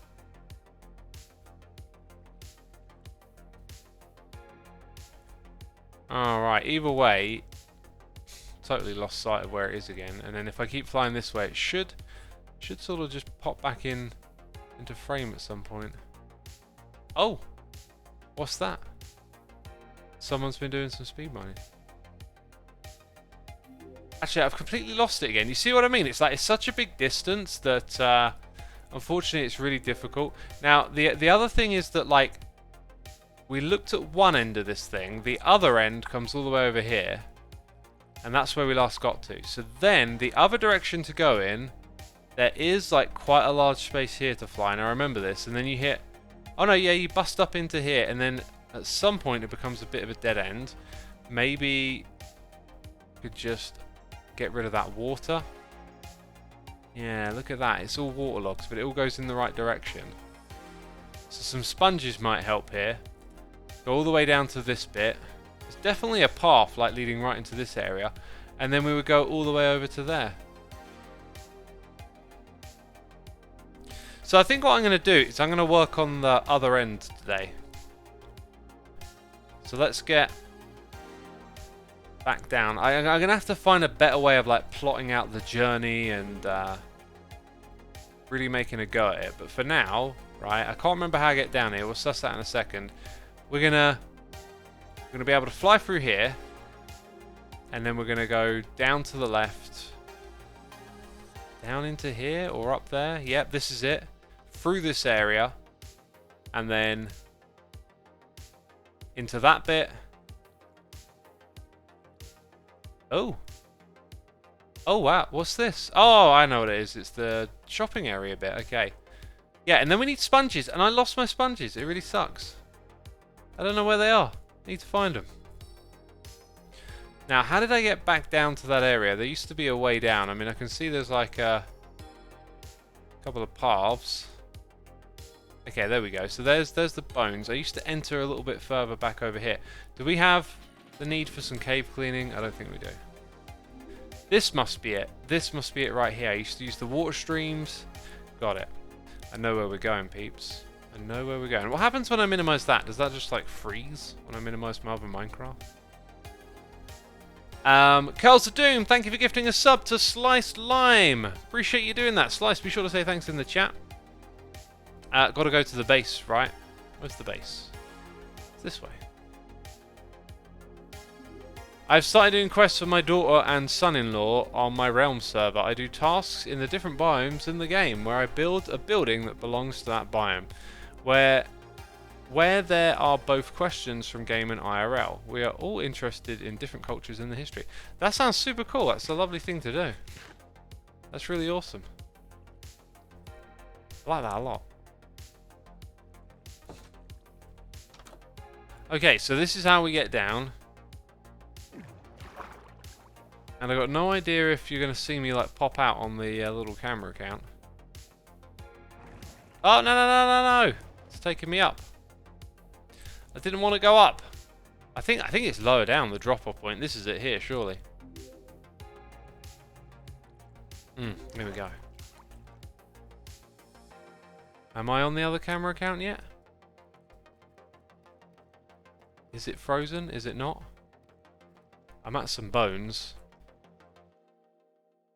I have no idea. Let me double check. Wait, I've got to minimize it.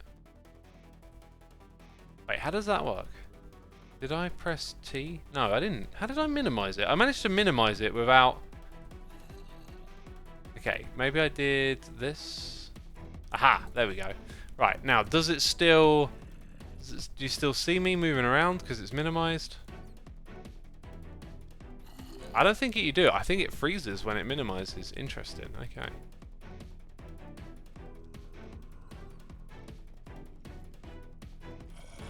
Find X instead of find Waldo, says Curls of Doom. I'm just testing if it works or not.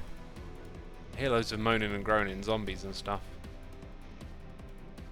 Not good. Look at you. You laggy zombie. Right, I guess I forgot that I use a ton of torches when I do this. And if I'm not mistaken, a lot of this is grid aligned. Yeah, so the next one's sort of got to go over here but be a little lower down. Do you know, I'm probably hearing sounds on the camera account too. That's why I'm hearing a lot of, like, yeah, a lot of noise. Alright, let's get to it. We need bone blocks, we need torches. It's time to bring this project back to life. Oh yeah, and my plan is to perhaps propose it as a hermits helping hermits kind of thing, right? Just say, hey, look, I started this project. It'll be really cool for it to be finished. And we would get much fun out of it, I imagine, too.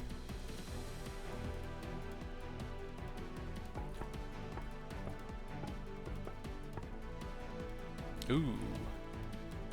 Don't want things dropping down on your head.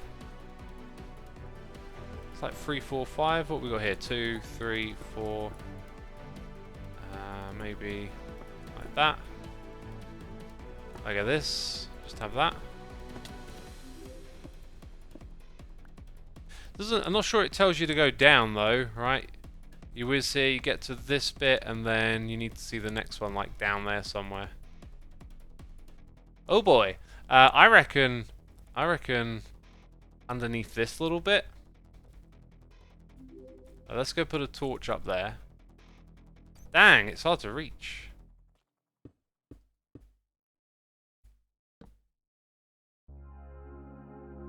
So maybe it's time for a little talkie time, right? Like now that we got this thing underway, you probably don't want to hear me waffle on about every little decision we're going to end up making because of this. So I could tell you about my Christmas day.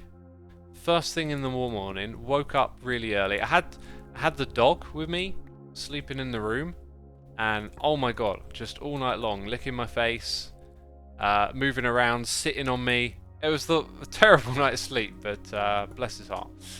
And yeah, took the dog for the walk. And yeah, I listened to Rendog's podcast, right? Ren did a Deep Lore podcast, and I found it really therapeutic just to listen to him talk through his creative thoughts and what he wants to do with his Hermitcraft lore and all this kind of stuff. And lately I've just been going for a thing with like making content and consuming it and just looking for something different, wanting to feel something different, I think. And it was really nice just to sit and listen to another creator's thoughts. Like I haven't been listening to the usual sorts of podcasts that I listen to, and it feels kind of nice to just engage with things at a different pace. And you know, Ren has like such an amazing idea with his Gigaverse and this whole concept of like all the the universes of every Minecraft player being sort of tied together through this Gigaverse idea. Got me super inspired and interested and got the brain ticking over. Ren is a great storyteller, says Xida. Yes. Yes. My issue is that I don't have a story to tell, is to be quite frank. Kind of what I figured out. Like I'm great with like listening to someone else talk about it and getting inspired and having ideas and stuff, but I couldn't ever really like translate anything into something of my own. I've been trying to figure out like where I want to go as a creator and what does it all mean, and taking it slow and taking time off. I think you can't really just expect the answers to come at you, you know, like you'll listen to this one podcast and figure it all out, but listening to him was definitely inspirational and gave me some ideas for storytelling and stuff, but storytelling just still isn't my forte or what I want to do. Not sure what I'm actually trying to say.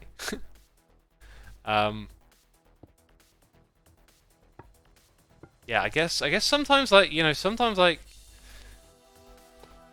you have a moment and then maybe it's not like something you actually need to talk about. I don't know. Just after I like enjoyed all of that, I was thinking, oh, I'll talk about this on stream or something, right? But now it just feels like, actually I can't really remember some of the specifics anymore. Hey, anyway, it was Christmas morning. It was just like super nice to get out there and get some fresh air. The weather was nice. It wasn't too cold. On Christmas Day, there's like never cars, so like you just get to walk around and just kind of enjoy everything without that sound of cars rushing by whenever you're at a road or whatever, which is super nice. Let's use a rocket for a second, like this way, nice and easy, right? This way, you gotta know the course. Yeah, you gotta know the course in order to get through this way.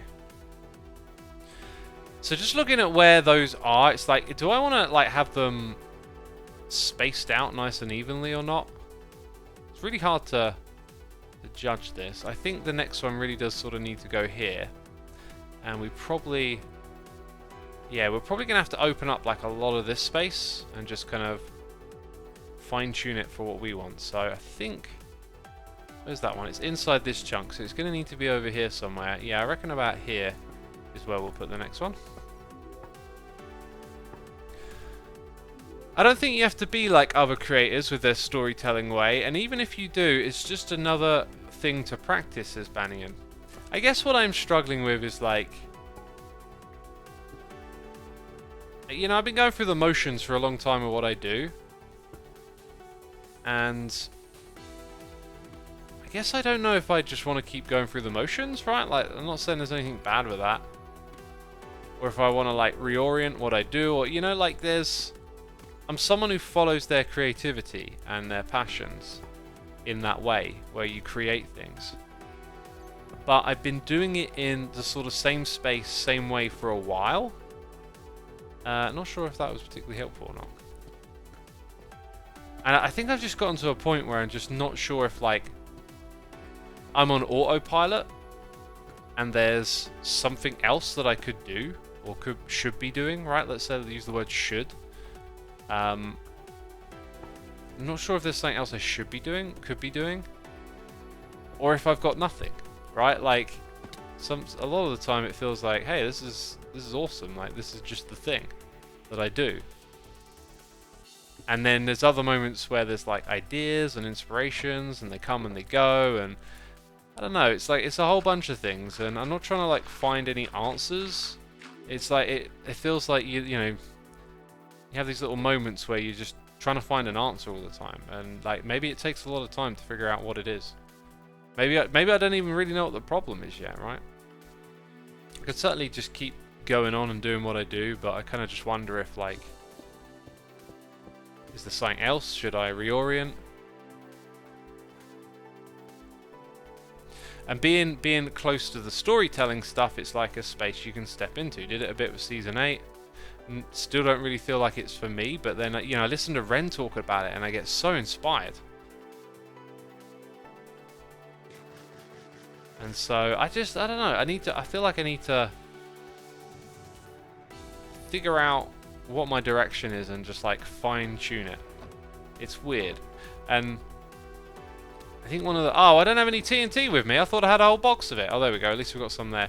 There's this other problem of like the fact that what you're doing is successful, right? If you imagine you're doing a bunch of stuff, but none of it has any like success attached to it, then you don't have like if you're just like, oh, I want to do that instead. There's nothing like holding you. You just go off and do what you want, right? I feel like I don't have that sort of freedom, I guess, maybe. Carl says, define success. Yeah, that's the other thing I've been trying to think of. Like, there's monetary success, there's like viewership success, there's creative satisfaction, there is, I guess maybe more personal satisfaction than creative. There's a whole bunch of different metrics for success, and when I look out at what I do and what I could do, it's all just like this mess of like a bit of this and a bit of that. There's nothing like clear cut about any of it. It's all just sort of like foggy and weird.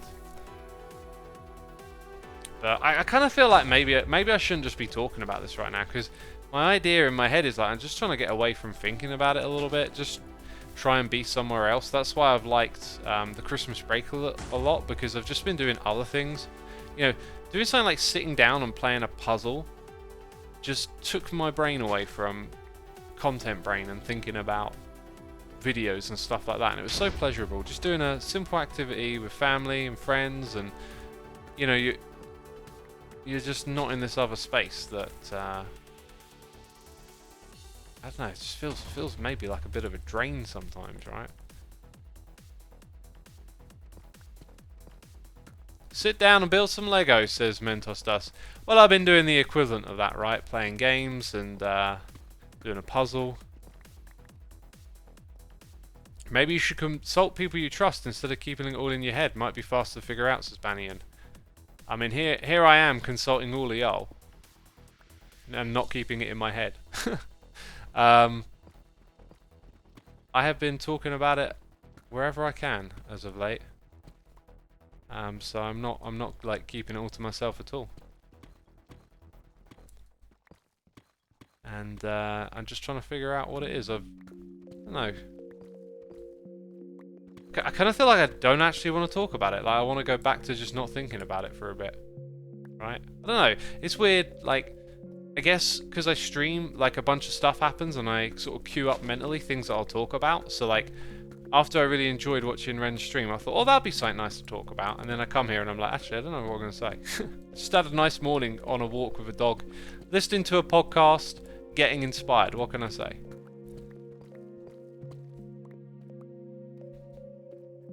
I think as we get older, we have these thoughts, says Haley Bailey. Yeah, with age does come the, you know, what am I doing here on this planet type stuff. I don't know if it's that either, you know. I don't have any answers. So anyway, I just don't want to talk about it actually. Right now, I feel like I thought I had a bunch of stuff in here to like get out, and then it turns out, oh no, maybe I don't. When I hear myself, I'm like, nah, stay away. Carl to Doom says, Christmas always gets me existential. I hate it. Lol. That's interesting. When I was young, I used to like not really like Christmas, but then I was just like a rotten young person who weren't very happy or whatever. At least that's how I remember it. I bet I probably had more, like a better time than I think. But I've always struggled with the ups and downs of like before and after of certain things that go on. And Christmas was one of those ones where I remember it just make you a bit bluesy here and there around it, and the passing of the new year gets you feeling a bit weird about time and stuff, right? But these days, not at all. I look forward to it. I love it. Loads of great memories. Just have a great time and then look forward to the next one. Hey, we got some noises in the ear. Let's just minimize the camera count. In fact, I should probably turn that off. I don't think it's particularly useful. Castle Doom says, but what does success mean to you, and do you personally feel the most successful? That's what I don't know. I don't have an answer for that. Like, I do for one or two things. There's one or two things where I'm like, that's a success. I think maybe it's like just success itself, the idea of success. Like, maybe that's not even the right question. But YouTube has certainly like put success in front of me and obviously many other YouTubers and made it a thing that you can sort of obtain on a regular basis. Like, oh look, you know, you're getting these views and people are watching, isn't it great? But it's still like your time that you're spending, and like, you know,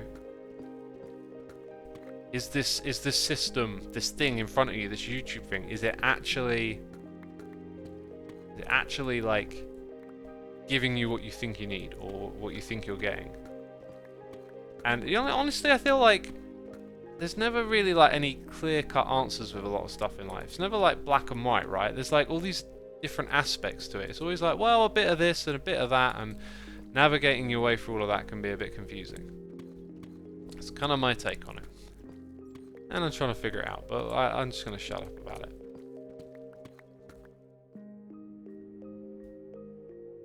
I can never cope with the dramatic changes in that routine that Christmas brings, or the exceptions to be happy and healthy. It's so overwhelming, says Everstew. The expectations to be happy and healthy. Well, I don't know what the expectation of health is, because there's nothing about Christmas that promotes health, really. You just get together and have a good... I mean, maybe mental health, right? I can understand, like, the happiness bit. Like, you know, 'tis the season to be jolly and all that. Like, why do I get Christmassy and enjoy it? I don't know. I like the break. Like, I guess I probably didn't once. Like, I am someone who likes routine, but I like a break too, I guess. You know, when the timing is right.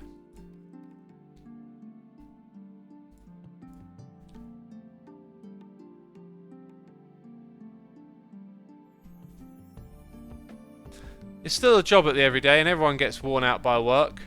It's just that when your work is also your downtime, it makes it harder to switch off, says Super Sick. Yeah, that's another interesting thing I've been exploring, right? So I tried playing this Dead Red Redemption, and bits of it were interesting, but man, I just did not feel like that kind of joy or whatever, that good old fun of a computer game where you just get stuck into something, and you know, is it the story, is it this thing or that thing? You just have fun being in that computer game world.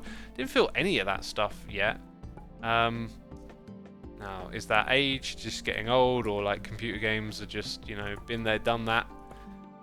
I just haven't been able to find something like new and novel to like totally get sucked into. It's really weird. I feel like that's maybe what I'm after, just something new and refreshing, and I just haven't found it. Right, so the next one's going to be just in this space. I guess if I like try and plot out in my head like an awesome scenario to happen, it would be something like new game comes along, like Factorio, pops off on YouTube, because that's my job, right? And it's just full of cool stuff to do, puzzles, engineering, all these little things that get my brain fired, right? Like, I would love that. That'd be absolutely awesome. That's kind of what I'm looking for.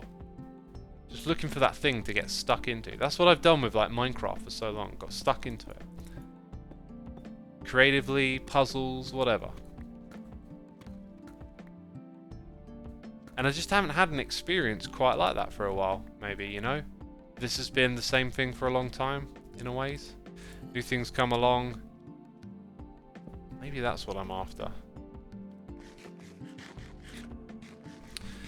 Can you play a game and just enjoy it without thinking about it being content? I can, but I didn't play Dead Red Redemption even thinking about content. Didn't even dream of it.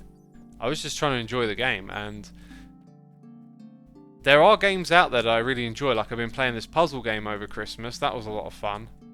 And I'm not thinking about it being content or anything like that. I can definitely enjoy a game without thinking about it being content.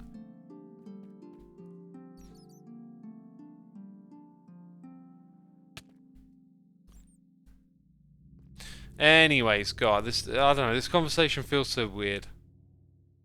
Like, it feels like you just, like, you feel like you're about to glimpse at something and then it's, like, gone again. Let's put the next one up at that torch. Feels about right, or maybe a little bit closer, actually. Let's go for the torch. Anyway, I played a game called The Crew. It's a card game. I brought it a while ago and wanted to play it, but couldn't convince anyone to. Anyway, turns out it's actually a game that our family would like because it's similar to a game called Whist. Everyone likes to play Contract Whist or something like that. Like it's similar in a sort of like flipped kind of way. Oh shit! This one might be better as a diagonal actually. And was playing that last night and I absolutely loved it. It was so much fun. Wasn't thinking content brain or anything like that. Just enjoying the game and whatnot.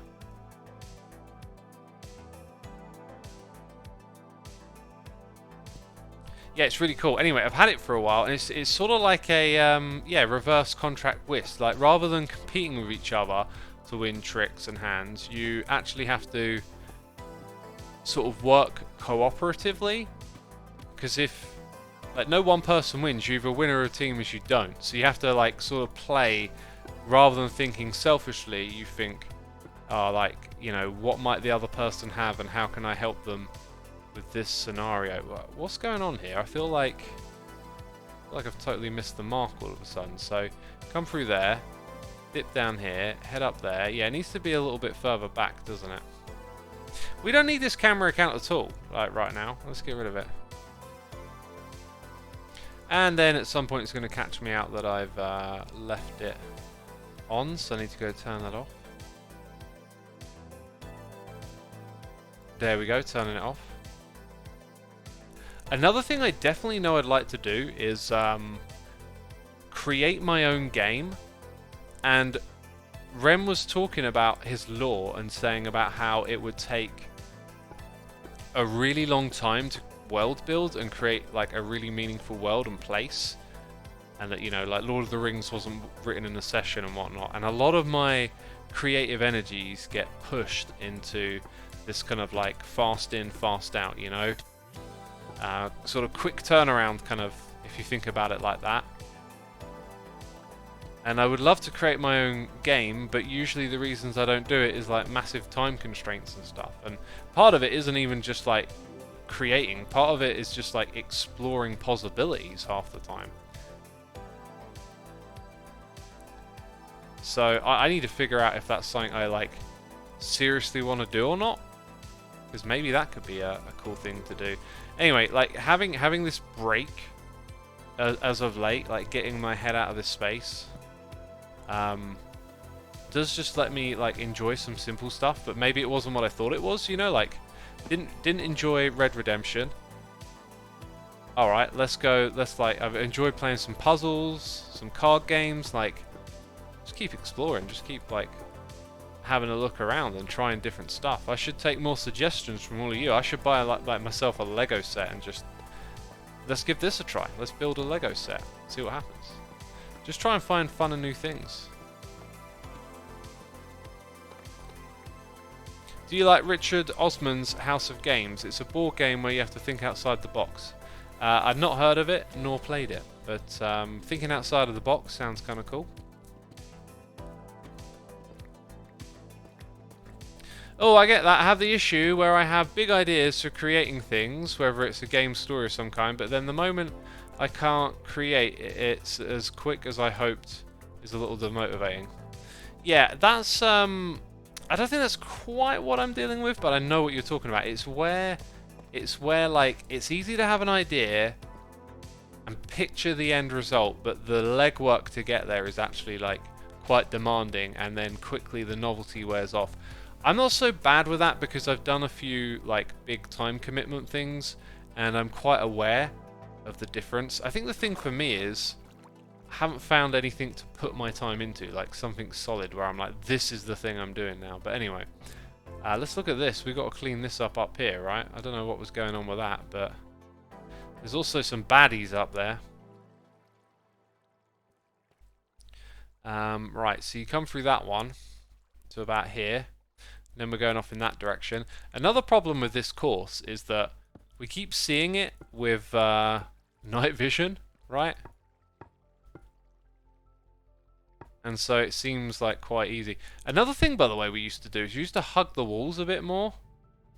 I wonder if I should get back to that. Dang it, I need my camera account now. It's so dark in here. I'm going to have to bring it back for a minute. Jeez. What am I even thinking of here, right? Maybe build your base with Legos like Green did to the bottom hole, says Papap. Try to make some music again. I have been doing some music here and there. Yeah, I feel like a lot of creatives have issues like that. I tend to have issues with scaling up the project too much, says Pancake of Sin.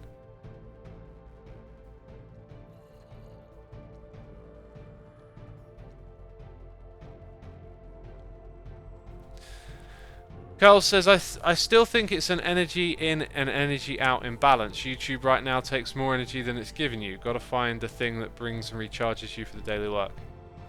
Maybe.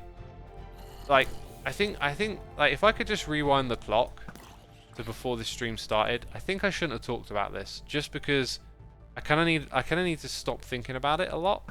And one of the things I've just enjoyed recently, and I will continue to enjoy, and as I'm not going to get back into the YouTube thing for a while, I have actually really enjoyed the space that it's given me, even if it hasn't given me some answers and stuff. And I just feel like I need to find a way to kind of stay in that space a little bit more, and like I don't know, don't look for the answer constantly. Just be a little more free. So I feel like when you get here, you're probably expecting to turn the corner. So this might be a better place. And then here, turn again. And then you like look up here and you see this. And then you're away. Except, is that where we're going to? Oh, so it's this. Right. Oh, there's some storage here. Oh, there's a farm. Wow. So yeah, we'll bust up into this space. That is where we're going to go. Okay, so I don't have a hotkey for this. I used to have a hotkey for turning it on and off, but now I don't. Let's actually go back to that. Let's put it in this room. That way I can see it and just remind myself a little bit what we're doing here. Do you like reading? Whenever I need something new, I find a new book. I do, but I do audiobooks, right? I've also been like going off listening to my podcasts and YouTube videos I've been watching way less of. And I've got an audiobook lined up that I think is going to be like really fun to listen to. But yeah. I just need some new headspaces, I think. Right, so if I put it there, we're probably going to need like 2 to turn this corner.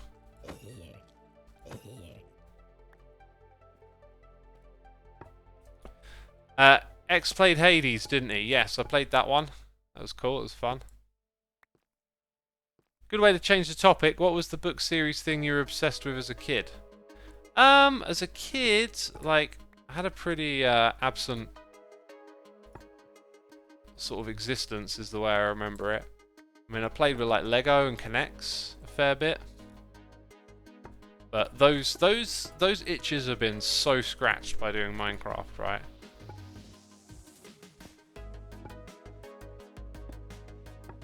Okay. I used to be obsessed with football stadiums. I still want someone to make a like football stadium manager game. But like there's a few odd things out there you can find, but the problem with them is just that no one's like obsessed enough to think like that making your own football stadium could be a game. And I've thought about it being a game a lot and just realized it's a little too like hollow. I think the sort of game it would actually fit would probably be more of a card game type thing where like you maybe got like a 20, maybe it's like a solo thing. Yeah, it probably would be because you're building a stadium or something, right? Sounds like something you'd find in a football manager game, right? So it's probably going to be a solo game, and if you do it with something like cards, then maybe you can make it like a fun luck of the draw type game, and you know, maneuvering certain obstacles the game throws at you to like how big of a stadium can you create for this team.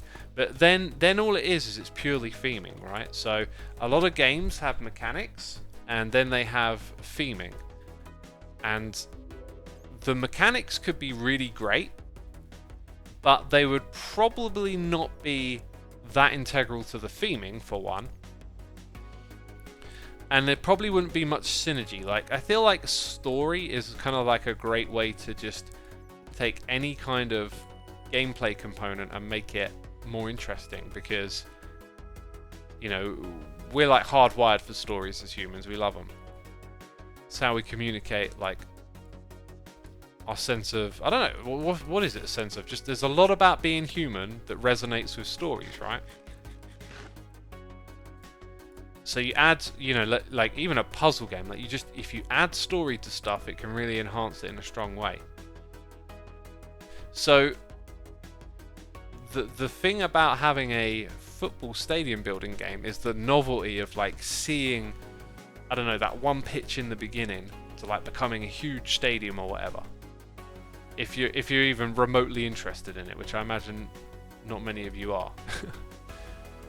Where does this thing go, by the way? It's going to do a sharp up, so we probably need to keep this thing coming up at this point. Yeah, that seems about right.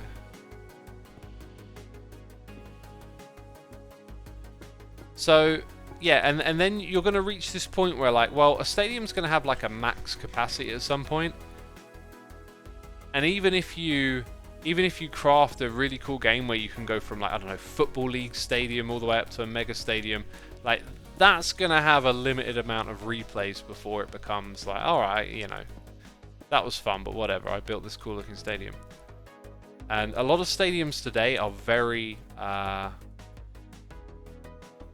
don't know, they all sort of like end up with these sort of bowl shapes and look quite clean and similar, whereas growing up in the UK watching football over here, although a lot of these old stadiums have gone now and there's lots of clean ones, you used to have tons of stadiums with just like so much character because they were just old, and you know, you'd have like all different, like each side of the ground would look different, and then there's bits that have been like expanded upon and whatnot. So you'd start the game with sketches and architectural plans for a stadium, says Curls. I don't know. Like what I'm getting at is that the idea doesn't have a lot of like gameplay experiences that I think make it really compelling. You'll always be sort of pairing, like all games are essentially like gameplay mechanics and theming. Sometimes the theming is very minimal and it focuses very highly on mechanics. Take chess, for example, right? You know, chess is an orcs in space, or something crazy like you might see in a game of today and the sort of theming they have, right? It's pure gameplay. It's purely about the game and its mechanics and how it pits two people against each other, and there's just an extraordinary depth of what can be done with all of that, right? That's what chess is. Chess is the gameplay, and what I'm getting at is like, not all gameplay is good, right? Not all gameplay is that interesting. Maybe you don't like the game Solitaire with a deck of cards, you know, play out all the cards and play to yourself. Well, there have been many takes on Solitaire, and sometimes it comes with a little bit of theming or whatever to try and make it a little more interesting. Sometimes you play a game and it's got like, gives you some points for completing a round, and if you complete 3 a day you get extra points and you level up. Like, these are all like interactions of mechanics with theming and motivations to play and whatnot. I think we need to light up this cave actually. Let's get up there with, wow, my flint and steel looks really bizarre. That does not look right. I feel like if you zoomed in on that you'd be like, what is that? Oh gosh, I'm being shot at. Uppy derp. Derp, derp, derp. Kill the creeper! Man, that thing almost got shot right... Ooh! I do have a Totem of Undying, and I'd rather not use it. Yeah, my health got kind of low then. Kind of low. The interesting part would be building and designing the stadium like Roller Coaster Tycoon, maybe, says Conman. Now that's... I like using Roller Coaster Tycoon as a benchmark, because you can picture the aesthetics being appealing. You can picture yourself like in that isometric layout, putting together various components, and then the management element, you know, like you have to manage your budget and all that kind of stuff. But here's the thing, like, if you focus exclusively on the stadium, like, it's a case in real life of like, the funding comes together, then you hand it over to people that make the stadium, they build the stadium. Like, if you were, this is why it's fitted into management games before, is because if you're like everything at the football club, like you're the coach, you can buy players and sell players, and you can make all these executive decisions like those games, those football manager games offer you. Some of them have that little build your stadium element in it too, and so it goes along with everything else. But when you like hone in on just the stadium bit, like, so what is your playthrough going to be like? Is it random? Do you just get a budget? Oh, we got relegated, so there's going to be no stadium expansion this season. Or you have a budgety season. Like, what would it be that you're doing with putting the parts of this stadium together that make a compelling series of decisions that have consequences and advantages, that give you the option to play with strategy and optimization? And then would that have replay value, or would it be something that you just suss out, and once you become an ace at the game there's no more to do? I've thought about it so much and never really seen a way in which taking something like that I'm interested in personally, and just being like, what about that? Where could that go? And it honestly, it doesn't feel like it has a place beyond either something purely aesthetic, which you can already do in things like Google SketchUp. Used to make football stadiums in those. You could draw them yourselves, of course. It never really feels like there's much beyond the little side gimmick in a computer game where you're like managing the club, managing the football team, and oh, look at that, you can also spend money on the ground and bring more fans in, right? The stadium management game idea is very interesting. My mind is full of idea for its basic mechanics, says the Super Dando. Well, my dude, explore it, have fun with it. I've just myself come to the conclusion that it really feels like it's more of a novel thing, but maybe it's the way I'm looking at it. Maybe I haven't thought about managing, because maybe you're in charge of selling programs, positioning stalls and stuff, right? But I feel like that could only go so deep, surely. How would you layer in a lot of decision making there that really like extends to that end goal of like having a big, super cool looking stadium? Because that will be the end goal, right? That will be the satisfying end of it.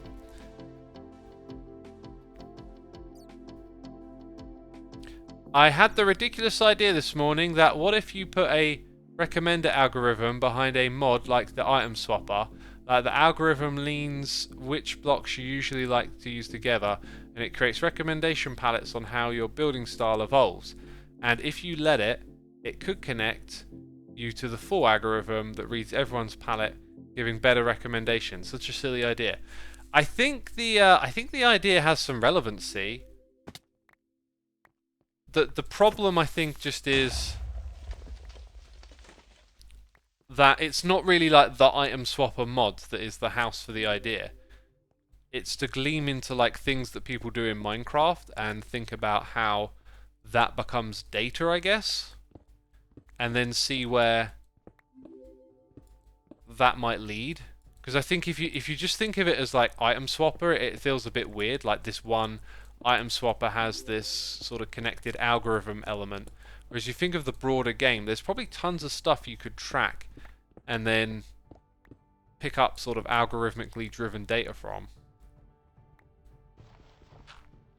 Definitely with block placing. And, you know, Minecraft has some statistic files built into it that have already tracked a heck of a lot of data about what blocks people use, right? I think what might be a more interesting starting point is just thinking about how the data could be more broadly used, because it's already there. if I asked my audience to share their statistics from all their worlds, right? Then we could get a whole bunch of data together. Oh my god, this guy's brutal. Dang it, guy! Why are you so strong? There's 2 of you as well. Golden skeleton guys be lurking.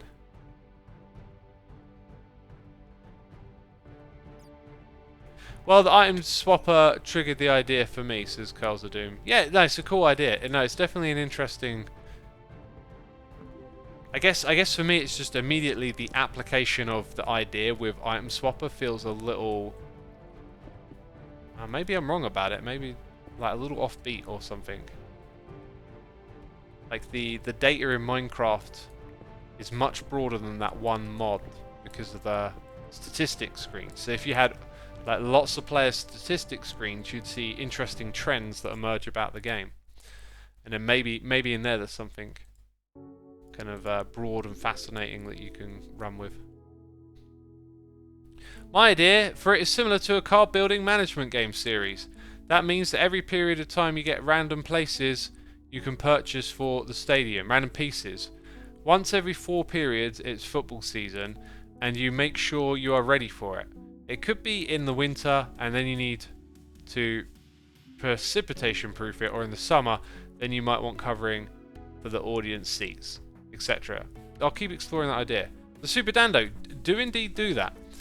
I'm going to go back to my point about theming, because I have again toiled with the ideas of randomization and like consequences or like weather elements, and I can't seem to get away from this sense that the theming isn't quite right for it. Maybe it's just the way I think about like what I want to do, like basically create a cool looking stadium. Maybe that's a limitation of a deeper form of gameplay, but like it feels to me like what you just described could be really cool with like, I don't know, all sorts of different theming. But like when you pitch it to the stadium thing, I don't know. Maybe I thought about it too much. Maybe I just need to like refresh the mind's palette of like what could be done with that. Anyway, I have been shuffling this around in my mind, the idea of like creating my own card game at some point, purely just for fun. I think I want to do that sooner than later. Like just get a bunch of like pens and pencils and cardboard cutouts, and you know, like I bet there's a kit out there for like making your own cards and stuff, and just like explore some ideas and just have a little bit of a goof, have some fun. Not trying to like make the world's best game, but it reminds me of that thing that Ren said, right? Like you don't build this stuff in a day. You can't just like have an idea today and then all of a sudden it's there tomorrow. This stuff can take a lot of time, so exploring game mechanics has been a real passion of mine for a while, and I think I just got to keep exploring, get away from the creator brain mindset that often, like, you know, gets you thinking in terms of like videos and views and content, right? That kind of YouTuber brain, as I call it. Get away from that and just enjoy some processes. Just enjoy some, oh, I'm going to create this. Let's mess around with this idea, that idea. Beef's card game is looking so cool. That playtest with Joe and Cleo was fun. Yeah, that's another awesome thing taking place with game design here on the server, right? And that's another thing that really annoys me, is that I do have a lot of ideas for games, but I never feel like Minecraft is actually like, I don't know, that great for it, because it's like free. I think a lot of the games that I like, you know, I expressed an interest in chess a while back, and they're always like more puzzly, concepty things, and Minecraft is always just very like 3D action jumper, you know, like you're in a world, whereas the sort of stuff I think about is more like card games and puzzles and deck building, which, I mean, Beef's been able to pull it off. Like, what an absolute grind it was to make all of those maps, right? That's not particularly big, but I think it's just enough to sort of poke you in the right direction at this point. Like, oh yeah, you want to go over here. I think perhaps one stadium might be too limiting. Maybe like organising a whole World Cup.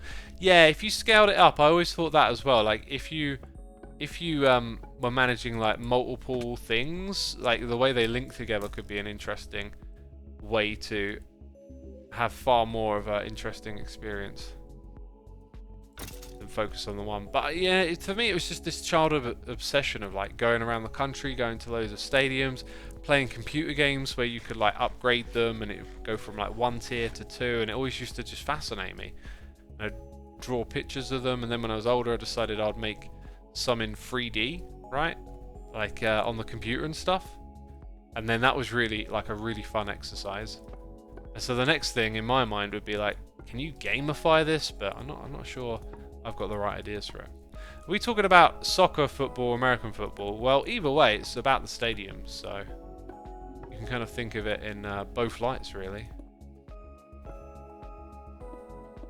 And I really like American football stadiums. They're way more modern and what over here in the UK you would say is soulless, but like that's just because of how we've had like a transition from one type of football stadium architecture to this newer modern one, whereas the Americans have always sort of had the more modern feel from the get-go.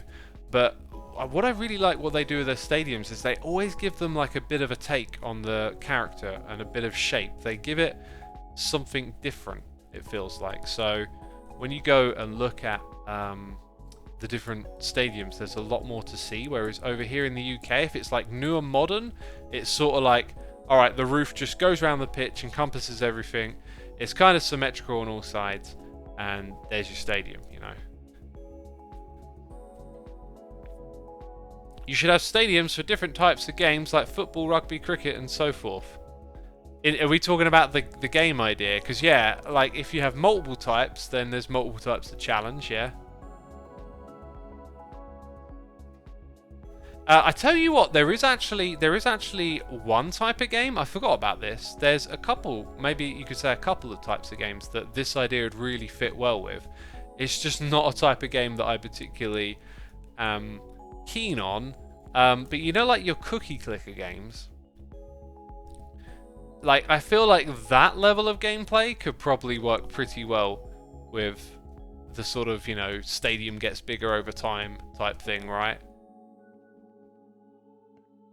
As it's just a game that sort of takes simple dopamine-inducing activities, often involving just simple clicking actions, and then sort of wraps them into like ideas like tech trees.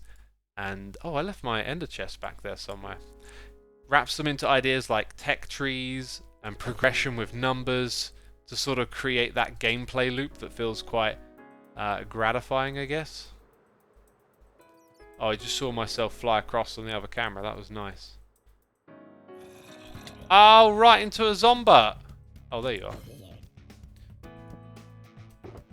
I need more rockets, don't I? Did I leave another one around? No, that one had the junk in it. The junk in the trunk. Oh, and that would have been for my shovel. My shovel is actually in there. What did I take out of this thing? I could put a potion back in. Oh, you know what it was? It was flint and steel. I kind of feel like it's important to replenish that and not forget about it. Otherwise, one day you'll be like, oh, I got my trusty flint and steel back here. Oh no, it's gone. Let's get rid of that camera account again. Oh my goodness me, I've been waffling for ages and we had a sub bomb come in and I totally waffled past it. I'm so sorry. Beewolf16, thank you for gifting a sub to Little Trasher. Violet Fujiri, Sinks Q72, Great Cyan, and Dark Jazz. Y'all been gifted subs. If you're still there, be sure to say thanks in the chat. Beewolf, I'm so sorry for being just totally off of it. Xfadu, thank you for the prime. Colter Milk, thank you ever so much for 2 months. Hey X, happy holidays. Happy holidays to you too, thank you.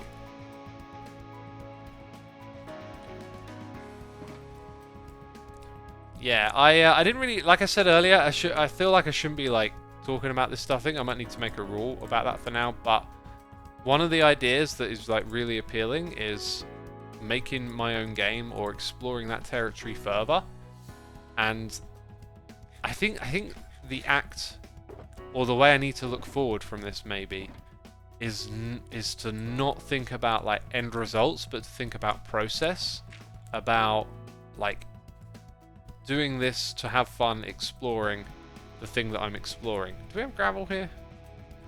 And not to think in terms of like, oh well, you know, like all this time I'm putting into it, and will it become a video or something I've got to do for this or that?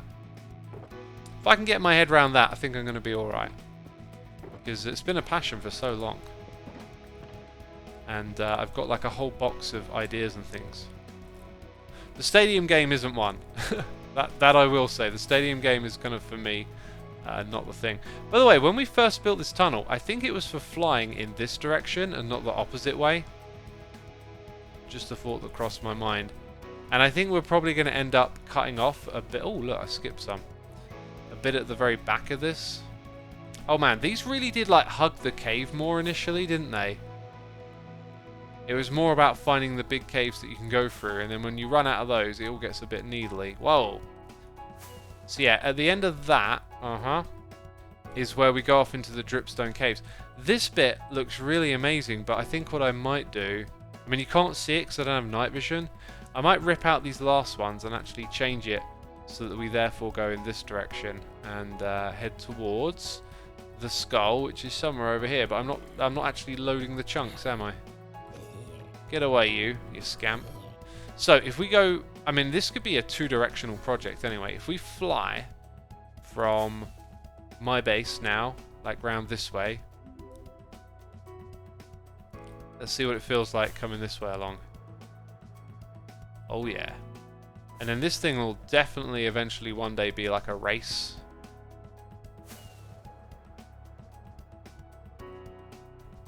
That's not... I like the way you see like quite a lot of it ahead of you. And then when you get to around here, it starts to... Yeah, you're still keeping it. And then... Whoa, we're going down here, are we? Oh, and yeah, no, you've kind of lost it there. I think it needs a bit more work. I think it needs like an extra bone block section. This bit didn't look right when I got close to it, but maybe it's because I was coming at it too fast. Little guy. Let's try that. Oh my god, I hit something. Let's try that again. And just eat some bread. So even without rocket boost, if you're just swooping down, they're sort of close, and then... Yeah, it needs maybe just one more as you come up to that bit. Oh my god, I'm trying to fly here! It's definitely like losing it a little bit. They need to be closer together, I think. What do y'all think? This one here is probably going to have to go a little closer, or maybe just pinch a few more blocks before it to make it sort of visible a bit quicker.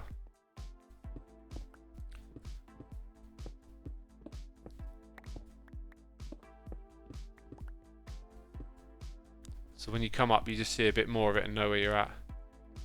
Agreed, says Delta Bladder. Agreed, okay. Well, sounds like maybe I'm on the right wavelength then, according to that comment. I reckon we can probably add one or two more bones here and there. Or should I say rib cages? Ribs? Are they ribs?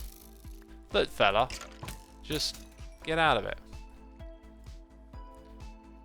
I want to put a torch in a couple of spots here because we keep getting nasties.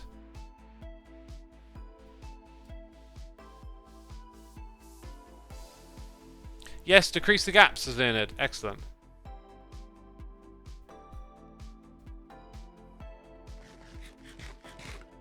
Pretty cool.